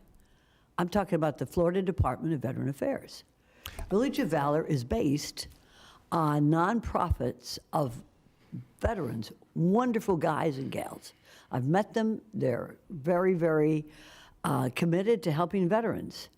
And even though this is not only open to veterans, I think that we definitely need to speak to the Florida Department of Veteran Affairs as well as the United States Department of Veteran Affairs. And if we have not done that, when can we do it? So, great question, Mayor. So I will leave that up to the developers, because the developers are the ones financing their projects. And so I know we have that developer group here, and they can share with you what sources and what other funding sources they looked at. Do we have, but we're putting in county funds. Okay, Yes, so ma'am. that's what, I'm not concerned about who's going to construct it. I'm concerned about the money. Okay, let's be very clear. And Commissioner Bernard brought out an excellent point when it comes to this various sources of funding for this project. The Village of Valor is recognized by the Florida Department of Veteran Affairs. Let's get some thoughts, let's get some action towards asking for and receiving funds from our Veteran Affairs. Ms. Baker, you're recognized. We will Thank you. follow through on I appreciate that, it. Commissioner. We'll work with the developer and follow through with the veterans at the I appreciate it. federal I and appreciate state it. level. It's an excellent project. And it is recognized by our Veteran Affairs. And it's for veterans. Let's make sure that we have a good partner with our Veteran Affairs. Any other issues on this one? I'm looking at you, Commissioner Bernard, but it could be Commissioner Baxter. Go right ahead, ma'am. Hi, guys. Thank you for putting this together. My concern really is kind of the per unit cost we're contributing. We put this at a percentage, but 144,000 per unit. That is, I just don't want to burn through this housing bond so quickly. We're supposed to be getting as many units as possible. I understand, and I love the project. I love it supporting our veterans, have preference. I mean, I can't tell you enough. I just concerned that right off the top, we're spending a lot of these dollars, and I'm afraid it's going to run out very quickly at that rate per unit. And that's my concern, really. And my question is, you said there was a preference for veterans, and I'm just curious, how does that preference system work? So, because the veterans aren't a protected class, they cannot exclude individuals that are not veterans. I would imagine as they develop their intake process and their approval process, they'll have to have something that would provide a veteran preference. So if you are a veteran and maybe there's one unit left and you're applying and there's someone who is a non-veteran, that veteran, provided they meet all the requirements, would be given the preference for that unit. Over non, okay, thank you for answering that. Yes, ma'am. And then at one point you had said that some of these programs require a conceptual approval Yes, ma'am. where they can go on. Yes, ma'am. And so in this particular case, all of them will require conceptual approval because the first step is to, one, get them conceptually approved so they can go through the third-party underwriting. Ultimately, it's the third-party underwriting that's going to dig a little bit deeper than what staff dug into to determine the feasibility of these particular projects to make sure they're right size. Are we over-subsidizing? Are we not? To make sure that the costs are certified, to make sure the costs are reasonable for the projects. And then once that's done, we bring back those conceptual approvals to the board along with term sheets so you can make a final determination on whether or not you want to allocate housing bond funds to those projects. And so on that point, do we have something in the framework now of a way, if, say we give conceptual approval and they apply to that third party you're referencing, what if they don't get approved at the third party? Do we have a way, or do we need a way, Administrator Baker, to bring those dollars back to us? Or how does that all? Okay, so, or once it's approved, I guess what I'm saying, are those dollars no longer allowed to be used, let's say, instead of getting dollars back because we haven't paid them out yet? What happens with those dollars that are approved or spoken for? If they go through the process and either don't receive the sale funding, then the project is pretty dead unless they come back with some other sources, which we would then bring back to the board anyway. The dollars are not committed until you sign that contract with the entity. So all of this is conceptual. We'll continue to work with them, and I think you also received a letter from one of them that said they were going to go after other public funding, and if they got it, they would split that additional funding. So nothing is final until we bring back the contract to this board. And then they have a year to break ground after the final contract. If they don't break ground, we sweep the dollars back. It goes back into the fund. That was my question. Yes. So thank you. Yes, ma'am. Thank you. Thank you, Commissioner Baxter. Vice Mayor Marino, you're recognized.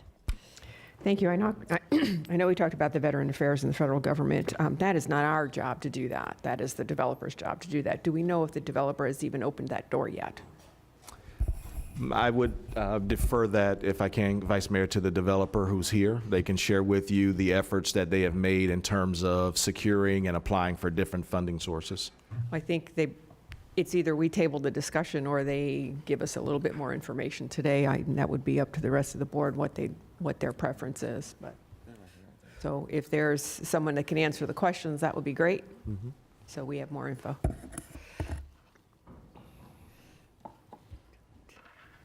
Good morning. Good morning, sir. You're recognized. If you could give us your name, appreciate Roy it. I don't think we.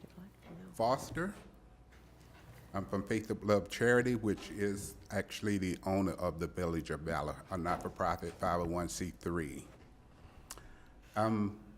First of all, Ms. Mayor, Ms. Baker, commissioners, what are we trying to accomplish and how is it that we've gotten to this point?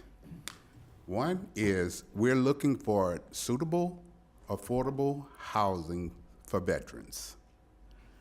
Not only are we addressing the housing needs that goes with the veterans, there are many other barriers that veterans are challenged with returning from combat and war.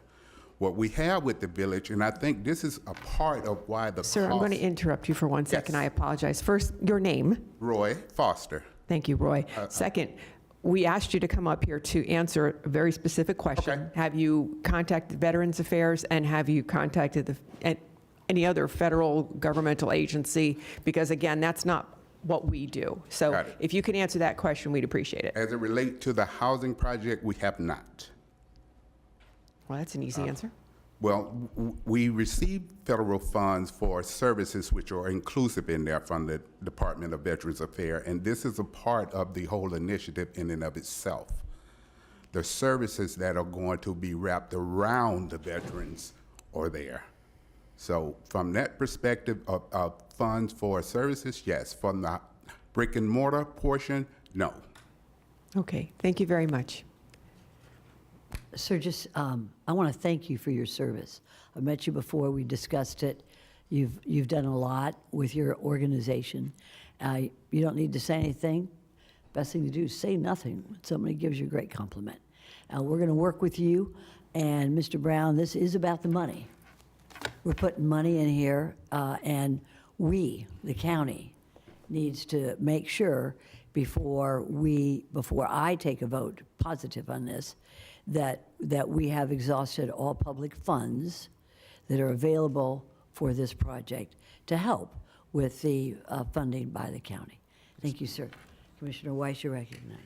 Yeah, thank you, Mayor. I have to agree with Commissioner Baxter. I mean, looking at these dollars on a per unit basis, even taking out the other $2 million we put into this project, there's still, the subsidy on this one is at $107,000 a unit.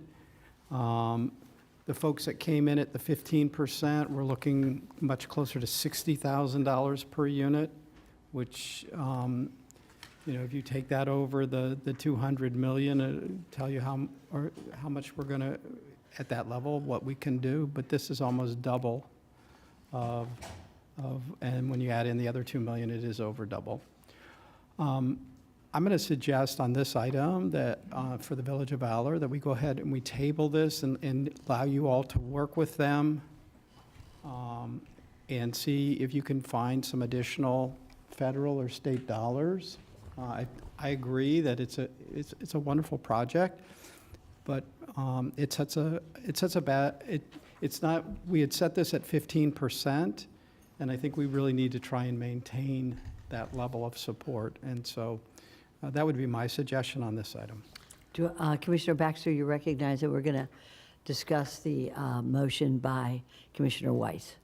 It was a question for, thank you, Mayor, for Sherry Brown. You had expressed some concern at the last meeting regarding allocating the bonds in our budgeting cycle. So if we table this, is it possible for us to approve the bonds but not set where they go yet or the policies that guide them? Correct. So we're issuing bonds. We're going to advertise tomorrow. So we're kind of like, this is the deadline, today is.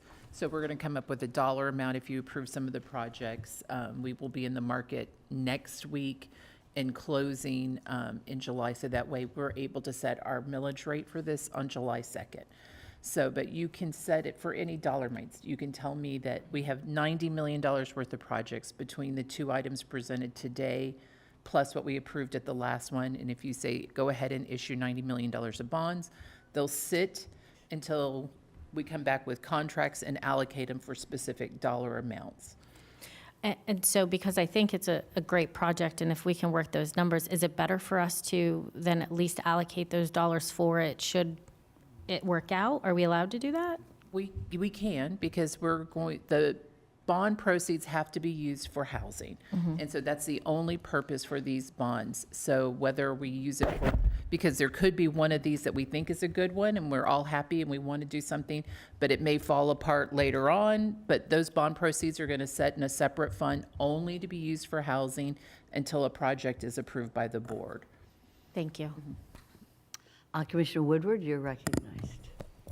Thank you. And to follow up on Commissioner Baxter, I also had asked if we issue the bonds and some of these projects don't make it through underwriting, whatever the problems that come with them, that money that's been issued, can we then gain interest on that? What happens with, it doesn't just have to sit there, right? No, we get cash on July 3rd, assuming we go ahead and go forward and you approve something today.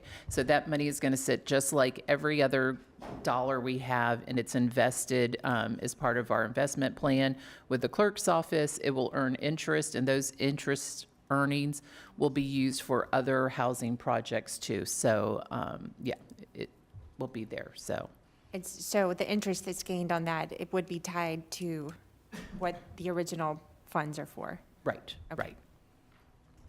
If I could understand this, so if we agree today to these housing bonds, it doesn't necessarily mean that we are going to silo them into particular projects, or does it? In other words, if we agree today, we're going to get the bonds, we're going to earn interest on those bonds, and then at a later date, if we table a particular project, then we can revisit that project or not, and utilize that bond money for whatever project that you present back to us as a board. Is that correct? Yeah. Okay, so if we're going to vote today, then we can vote. Now, we have one motion already on the table, but I just want to be sure.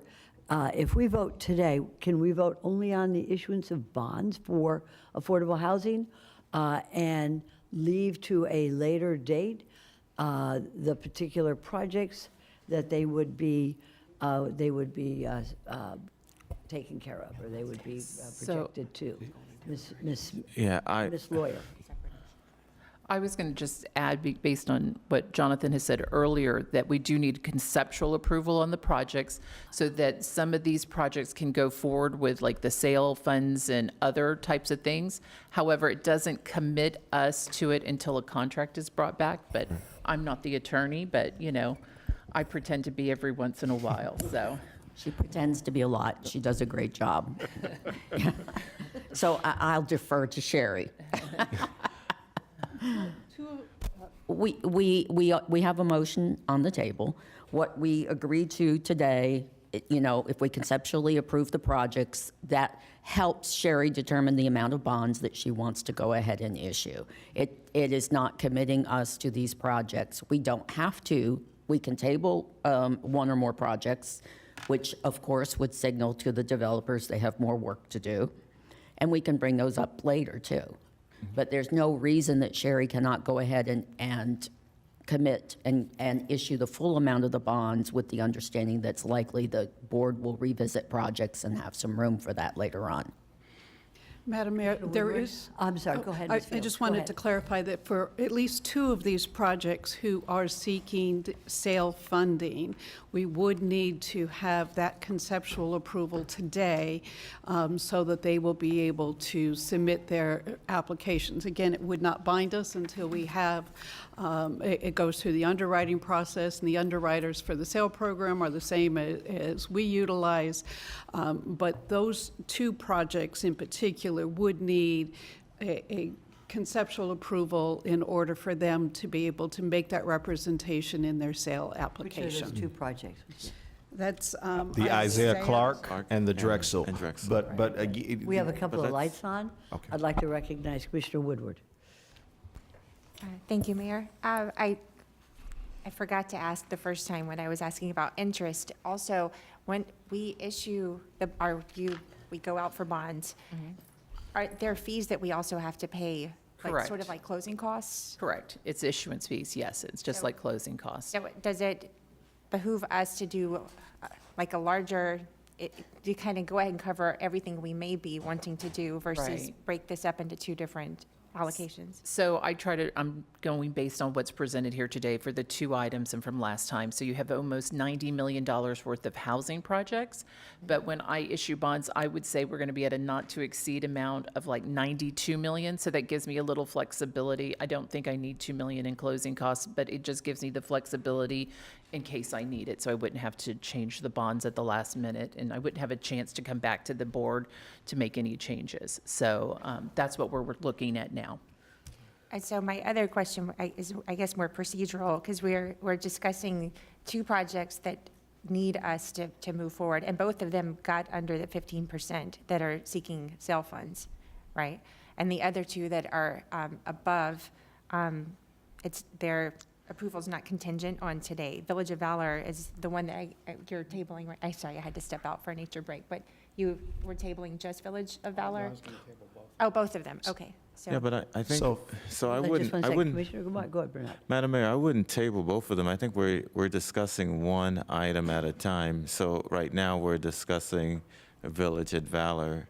And so there's a motion to table that, but we have not gone into Waterview Apartments to discuss that project. And I think what we're discussing, though, is the conceptualizing of getting the money and not necessarily having to specify exactly which item it goes to. So that was good in the overall, but I think the motion is on that one Village of Valor. Go ahead, Commissioner So my Woodward. question Thanks for then bringing is, that up. if we table this, but put it into, we can still put it for the bond allocation, even though we're tabling the project, we can still Right. potentially have that in the bond money. Correct. Okay. And so we're not to the next item, but I know we talked a little bit about it yesterday with Judge Rogers' project, which isn't ready today.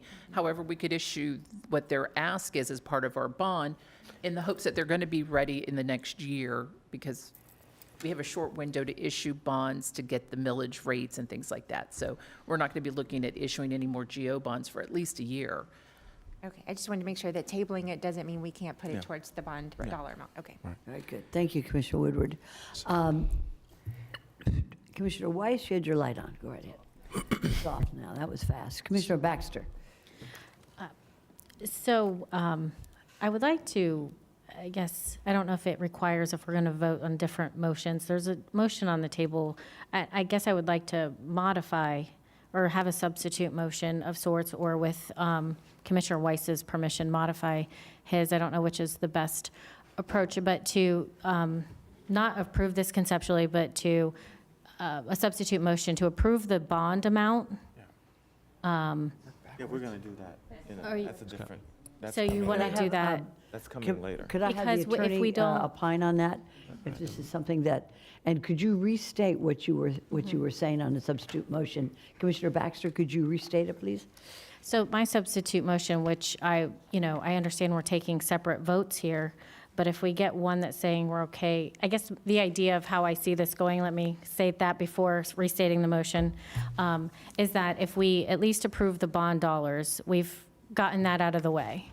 Then we can start giving direction of how conceptually we want the project to come back to us.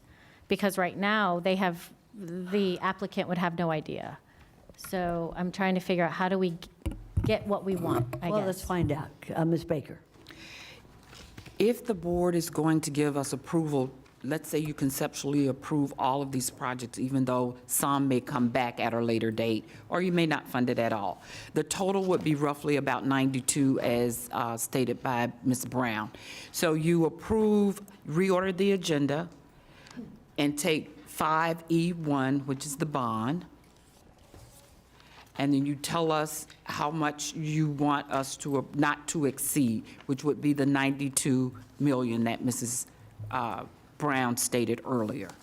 That will take care of the bond issue, and then we can go back to the other items. So I think Commissioner Bernard knows where I'm going with this, so I'm going to let him take Yeah, over. he does.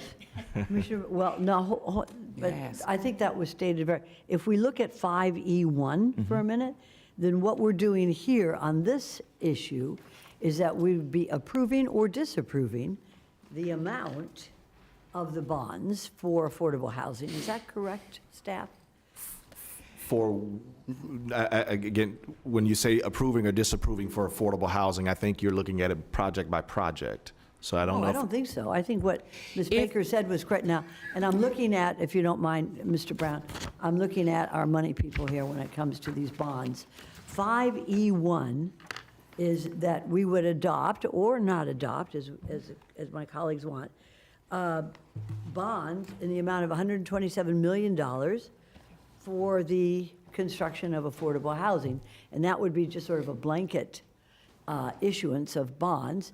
What we're looking at now is 4 specific projects for the issuance of these bonds. Am I stating that correctly or not?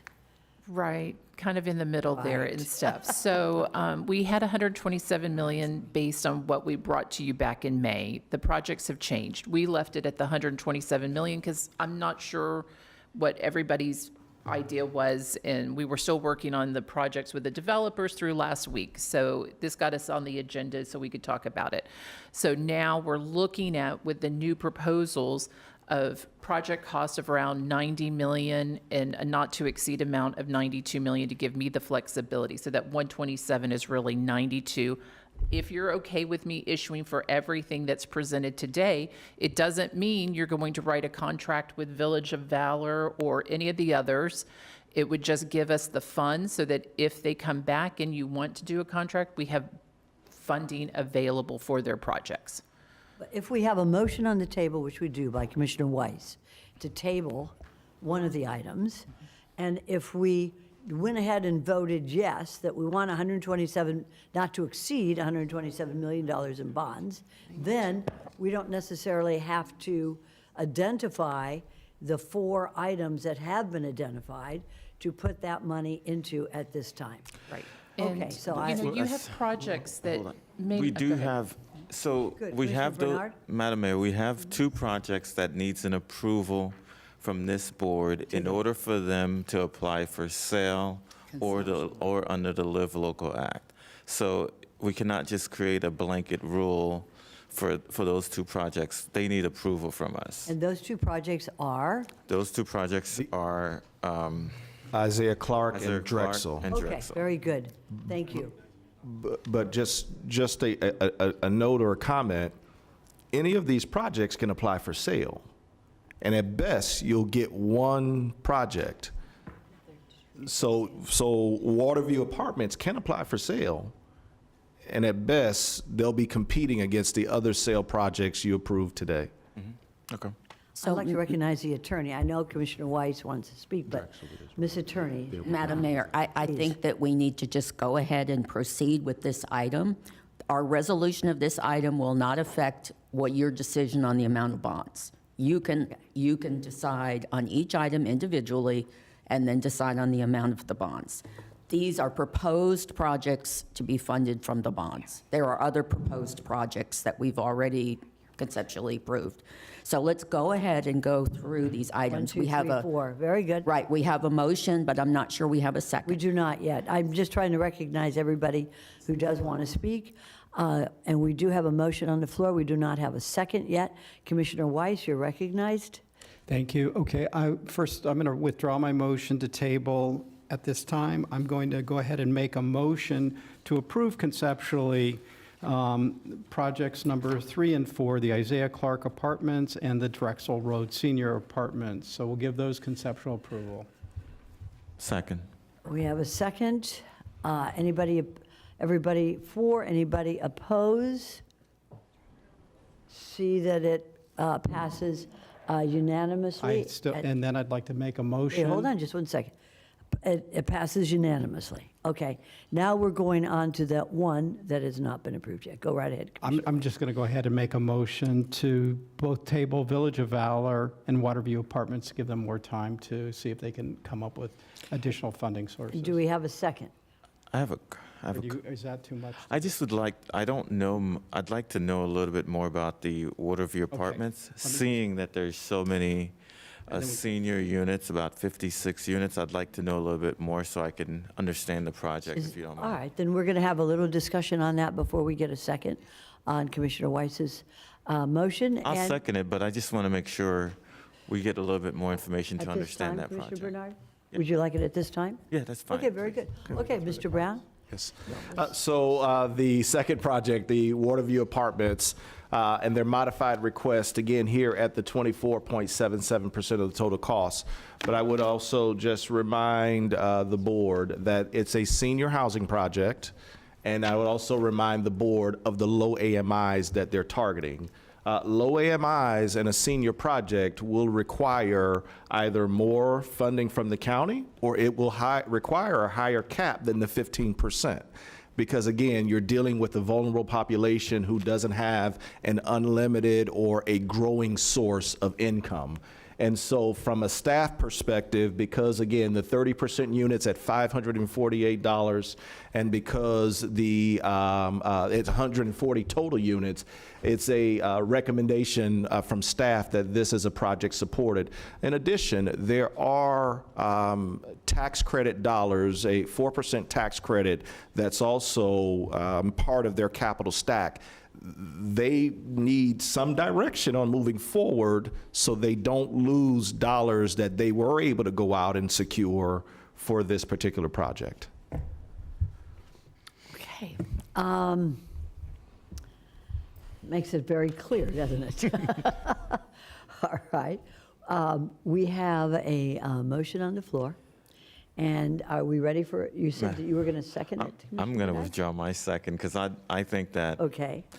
you know, this project,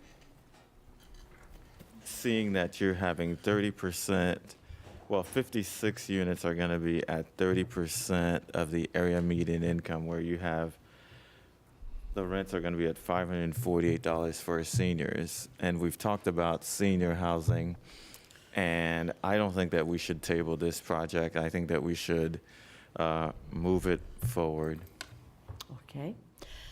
So we have a motion on the floor. Looking for a second. Commissioner Baxter, you're recognized. Thank you, Mayor. And with your permission, I'd like to ask if Mr. Weir could come to the podium and maybe answer some Absolutely. questions for us. Mr. Weir?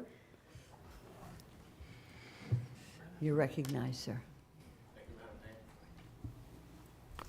I think the important thing here is, well, I want to acknowledge the work of the staff and the developers to try and get this done. But it's a program. It's not just a project-by-project exercise.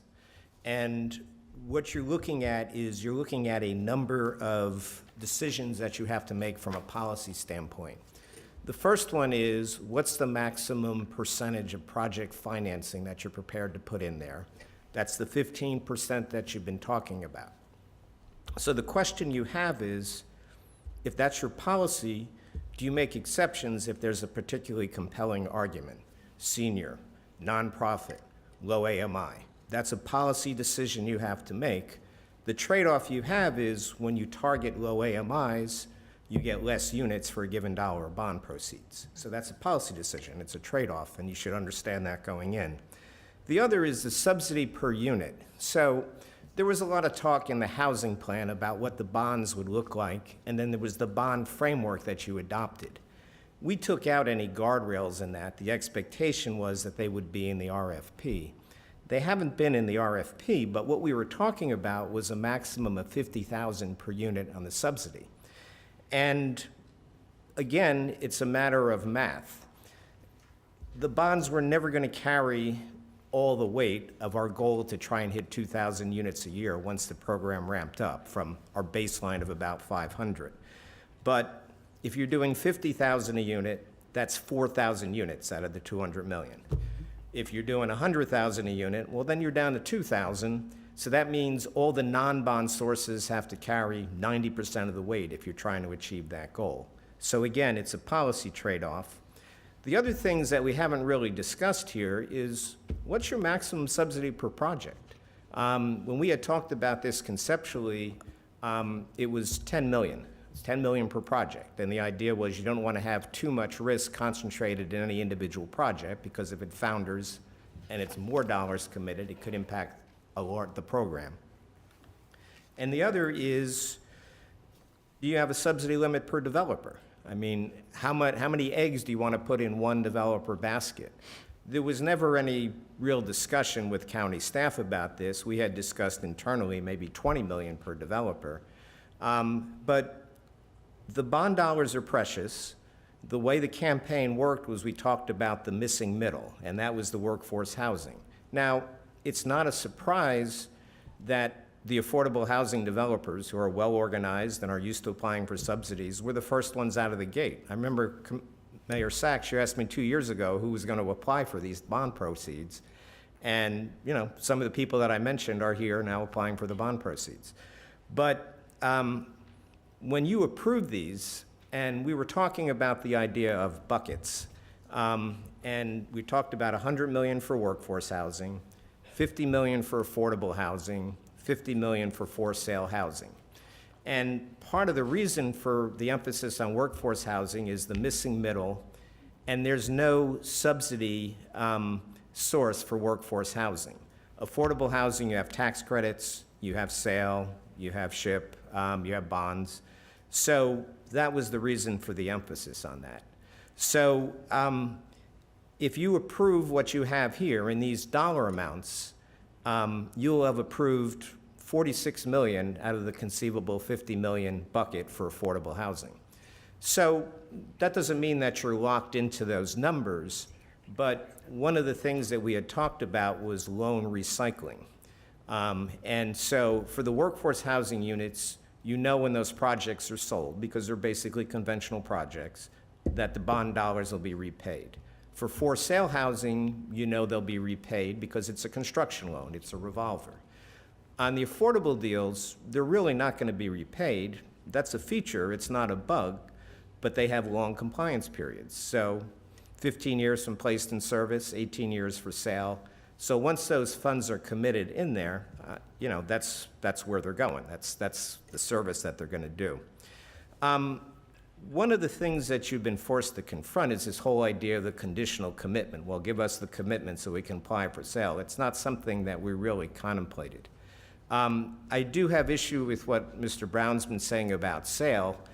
He's talking about sale historically, where sometimes there'd be 100 million in sale, sometimes there'd be 50 million in sale, and he's right. Palm Beach County was lucky to get one sale deal there.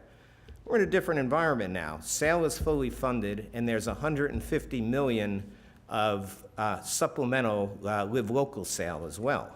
So I would expect a large county like Palm Beach County to get more than one sale. So the Waterview argument that, well, give us a little more money and then we don't have to apply for sale and that clears the way for another project, it's a good argument. It's a tactical argument, and I think it's something you should consider and get input from the staff. One last thing on this competitive thing. I mean, I read the materials, not the agenda, but the materials behind the agenda. So what the developer was asking for was, well, we're going to apply for sale. If we don't get that, we're going to go for this application cycle. If we don't get that, we're going to go for this application cycle. And they asked for a 3-year commitment. I wouldn't agree to that if I were in your position. I think they apply for the sale. If they get the sale, great, they move forward. If they don't get the sale, then they can reapply like anybody else and do that. So. One last thing, cost increases. I noticed a couple of these deals actually had cost increases from 4 weeks ago to today. So you'll want to have a policy in place to determine how you handle cost increases. Are developers going to come back to the county and say our cost went up, we need 4 million more in bonds, or how is that going to work? So, I mean, it's a program, and the staff has worked hard. They're confronting issues in some cases for the first time, but the bond dollars are precious. We campaigned on the basis of the missing middle and trying to stretch these. On the workforce housing deals that you'll consider, we're looking for leverage ratios of higher to 5 to 1, and that would point you towards a lower subsidy per unit. So, thank you, and happy to answer any questions.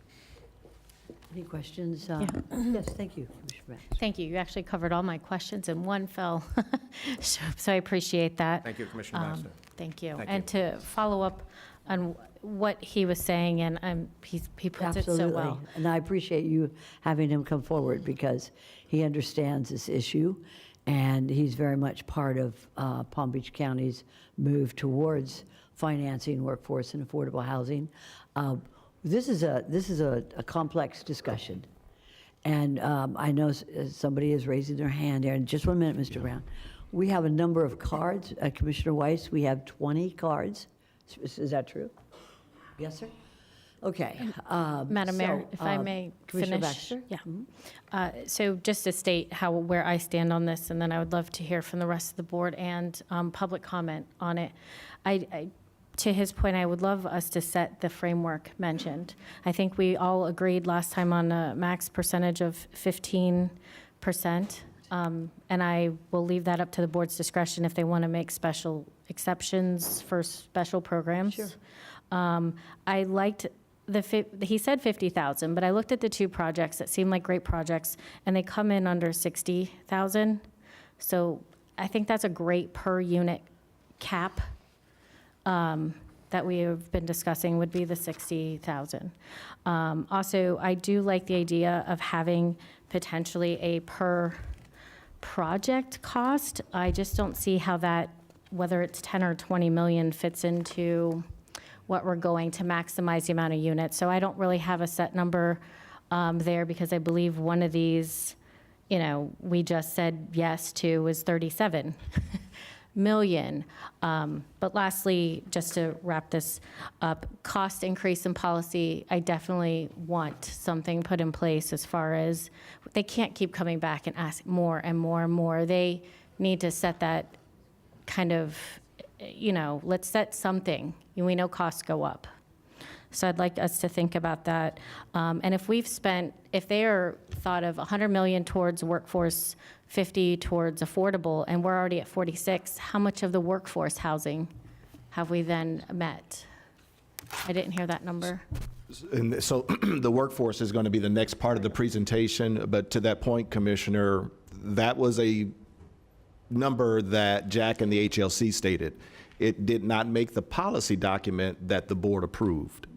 I love the idea of having different silos, and the sale one, I think Commissioner Weiss was actually said it last time we were here, how expensive it is. But what I failed to recognize at that time, it's also the quickest recapture of money that we have, because as soon as they're built and sold, that money is then replenished. Is that correct? Yes. So I love the idea of the 50, 50, and 100. And really, that's where I stand. So thank you.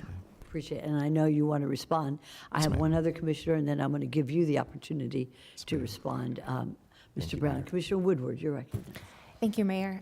Just a couple of points that I think we need to keep in mind. A lot of this, we've talked about, affordable, we talk about workforce, we talk about percentages, but right now, 80%, which is affordable housing, a 3-bedroom, we're still looking at $2,000 a month in rent. So I understand when this process started, what was considered, that middle that we're talking about. I'm struggling that the lower income that we're affordable, we haven't even gotten to workforce yet.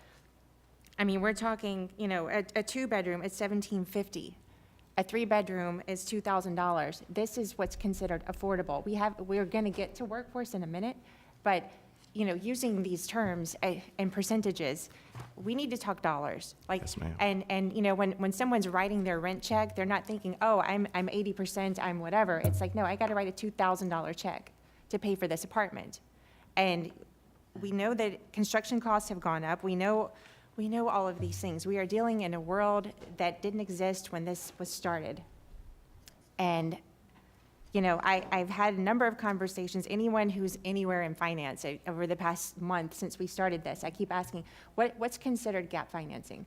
Just in the private world out there. And I'm told, anywhere from like 20 to 30% is kind of common practice out there. They're giving me 50% would be your loan, 30% is some sort of an equity that's put into it, and then there's usually that 20% that's the average of what they're looking at. So, I know we said 15% last time, but this is new for all of us.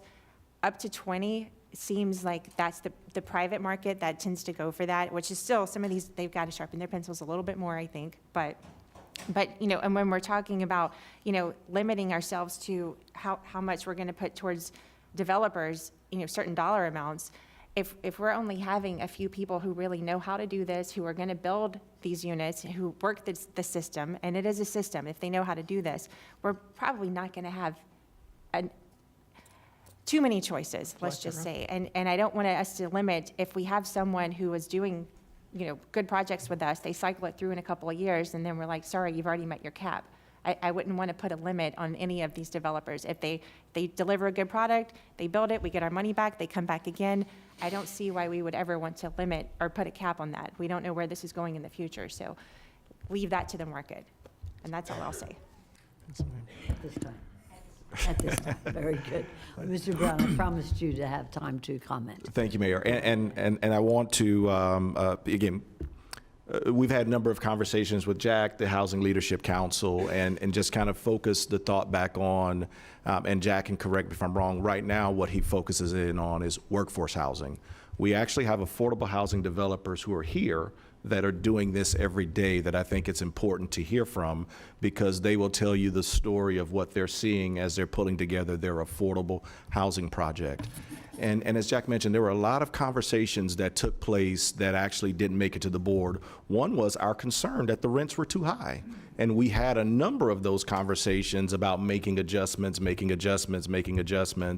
And where we settled in on was providing preference points, extra points to developers who were able to charge less than what the maximum rental rates were. Now, that changed a little bit when we came back with the best and finals, but that was kind of the way we were going to target that. But because these are dollars that the board is providing, the board does have the ability to set the max rental rates that we want to see on these county-assisted units. Very good. Thank you, Mr. Brown. Commissioner Bernard, you're recognized. Thank you very much, Madam Mayor. I think there's a struggle. We're struggling with this issue because of the fact that we created a bond allocation process, but this is the first time that we're actually applying the bond allocation process. Now, we have individuals, developers who we put out the RFP, and they submitted based on the RFP that we put out. I think that it's important for us to, make the decisions that we should make on these projects that are in front of us. And at the same time, we should give staff the opportunity to work with, to go back and redraft a bond allocation process based on the comments that's being presented. I think it'll be very difficult for us to just make blanket policy on single-family homes for sale right here without having discussions with the developers who build single-family homes. And when we created the bond allocation process, it took us almost a year for us to bring something to this board. So I would like for us to, some of the things that Jack suggested, I'd like for us to take that to staff, and then for us to meet with the Housing Leadership Council, meet with the different interest groups, the affordable developers, the workforce developers, the for-sale nonprofit developers, so in that way, they can come back to us with a bond allocation process that we can vote on, that we'll have a full-fledged discussion regarding that. Madam Mayor, if I could add to that, one thing that would be very helpful is for us to be able to go through the underwriting process with some of these projects, so that we're also getting the feedback back from the underwriting side of it as to the feasibility with the different rules in place. So it might take us a little bit longer to come back with that after we're able to take some of these projects through underwriting. Yeah, because I agree, because when you go through the third-party underwriting, we're doing these brain-freezing exercises, and when they go through the underwriting, it may be just a completely different process in terms of sizing these projects, where we may need to adjust some things some more. Thank you, Commissioner. Ms. Baker, you're recognized, and Commissioner Baxter. The last thing I'd like to ask this board to allow us is to add our bankers, our financing folks, to the group that we're going to speak with as well, because they were very helpful when we were able to bring the developers, all of those groups in at one time so we can make sure we're getting the proper feedback from everyone. So I'd like to add the bankers to this as well. Very good. Commissioner Baxter. Thank you, Commissioner Bernard, for what you said, because I struggled because I have a huge problem with being left out of this, the information cloud, I'll call it, until the last minute. And it's once again, and so I'm scrambling to get information and bring it here. So I'd really like for us, if we're going to do this, to have all of us here in a publicly noticed meeting with Mr. Weir, and the people who are setting these, and bring that information to us, not just everyone else and then come tell us. Like, let us hear it, let us digest it, and make those decisions accordingly. The way, which is why I think we're all struggling last minute. Yes, this is the first time we're allocating it, but also, this was set up before a lot of us were even on the board. So I think there's a serious gap here of information. So I'd really like, whatever that looks like, if it's a workshop or whatnot, to have it come and have them, have the bankers, have the, the builders, have the people who were a part of the initial bond allocation, present all that information and talk to us, please. So thank you. So we're faced now, we have a motion on the floor, we don't have a second, but it appears that we have a multifaceted issue here that that we may not be prepared at this day to.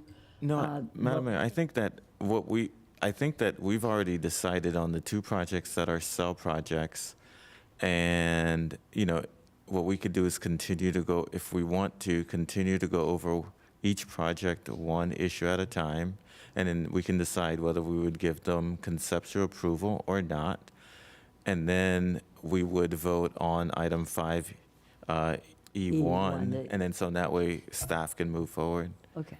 Now, so we have 4 projects, and I'm stating this with looking at all my colleagues here. We have 4 projects.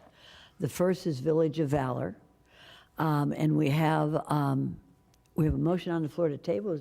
Have you withdrawn that, Commissioner Weiss? Okay, so that's good. It's completely clear then. And if with permission of the attorney, if we could do each project separately, as Commissioner Bernard has recommended, and if that's okay with the board, we can move forward on voting on each project individually. I'm sorry, let's put your light on, let me hear you. He has to withdraw his motion.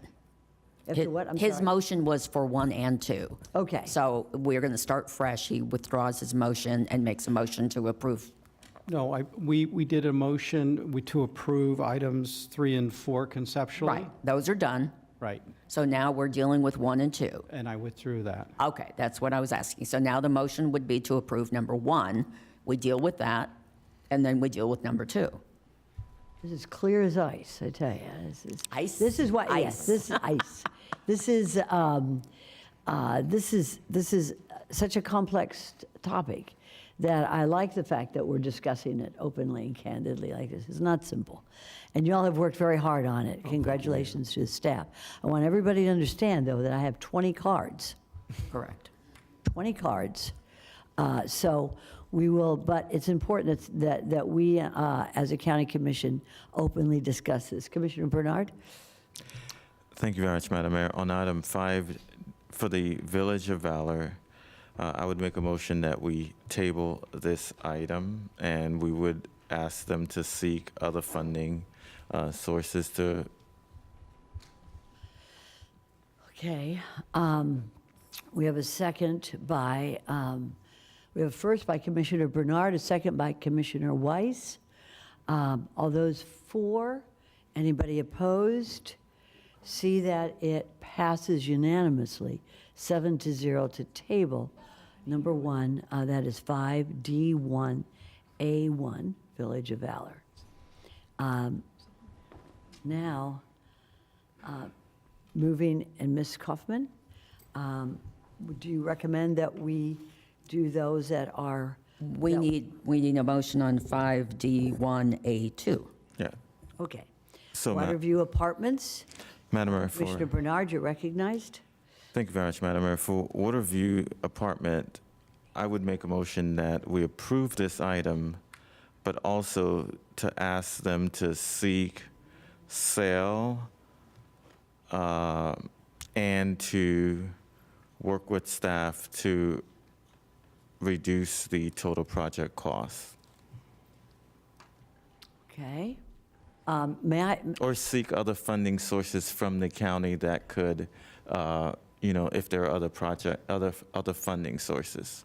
Okay, I'm looking at staff now. Is that something that you can proceed with on this motion, sir? We can, just a point of clarification, Commissioner, it doesn't matter if it's other county funds? Yeah, it doesn't matter if it's other county funds, because I like the fact that it's got the 30% of the AMI that, I like that amount, and I want to see us figure out a way to make this deal work. Yes, sir. And is there a certain cap the board wants on the bond funds? Are we back at the 15 or are we at the 20? I think let's stick to that. Let's get to as close to the 15% as possible. Even, but you can work with them, but we want to stick to that 15% as close as possible. Thank you, Commissioner Bernard. And I know that the lawyer has her light on. We have 20 cards of public comment. And we also have some very hungry commissioners here. So what I would suggest is it is 12:12. We take a hard break for 30 minutes. We have lunch provided here by the county so that we don't need to go out to have lunch. We have a long day today. We have a lot to cover, and we need to cover it. So if there's no objection, and I know we have a motion on the floor, I would like to agree to have everybody take a 30-minute lunch break now. It's on the 12th floor. Seventh floor. And take a 30-minute lunch break, come back, and have these cards read, because I think that's important before we make a decision on a vote. Is there anybody that would be opposed to that 30-minute lunch break? I know I've got consensus. Okay, we are breaking at 12:15. We're breaking right now, and we will be back. Give me 30 minutes, Vice Mayor. That would be 12:45. We'll see y'all here. Thanks.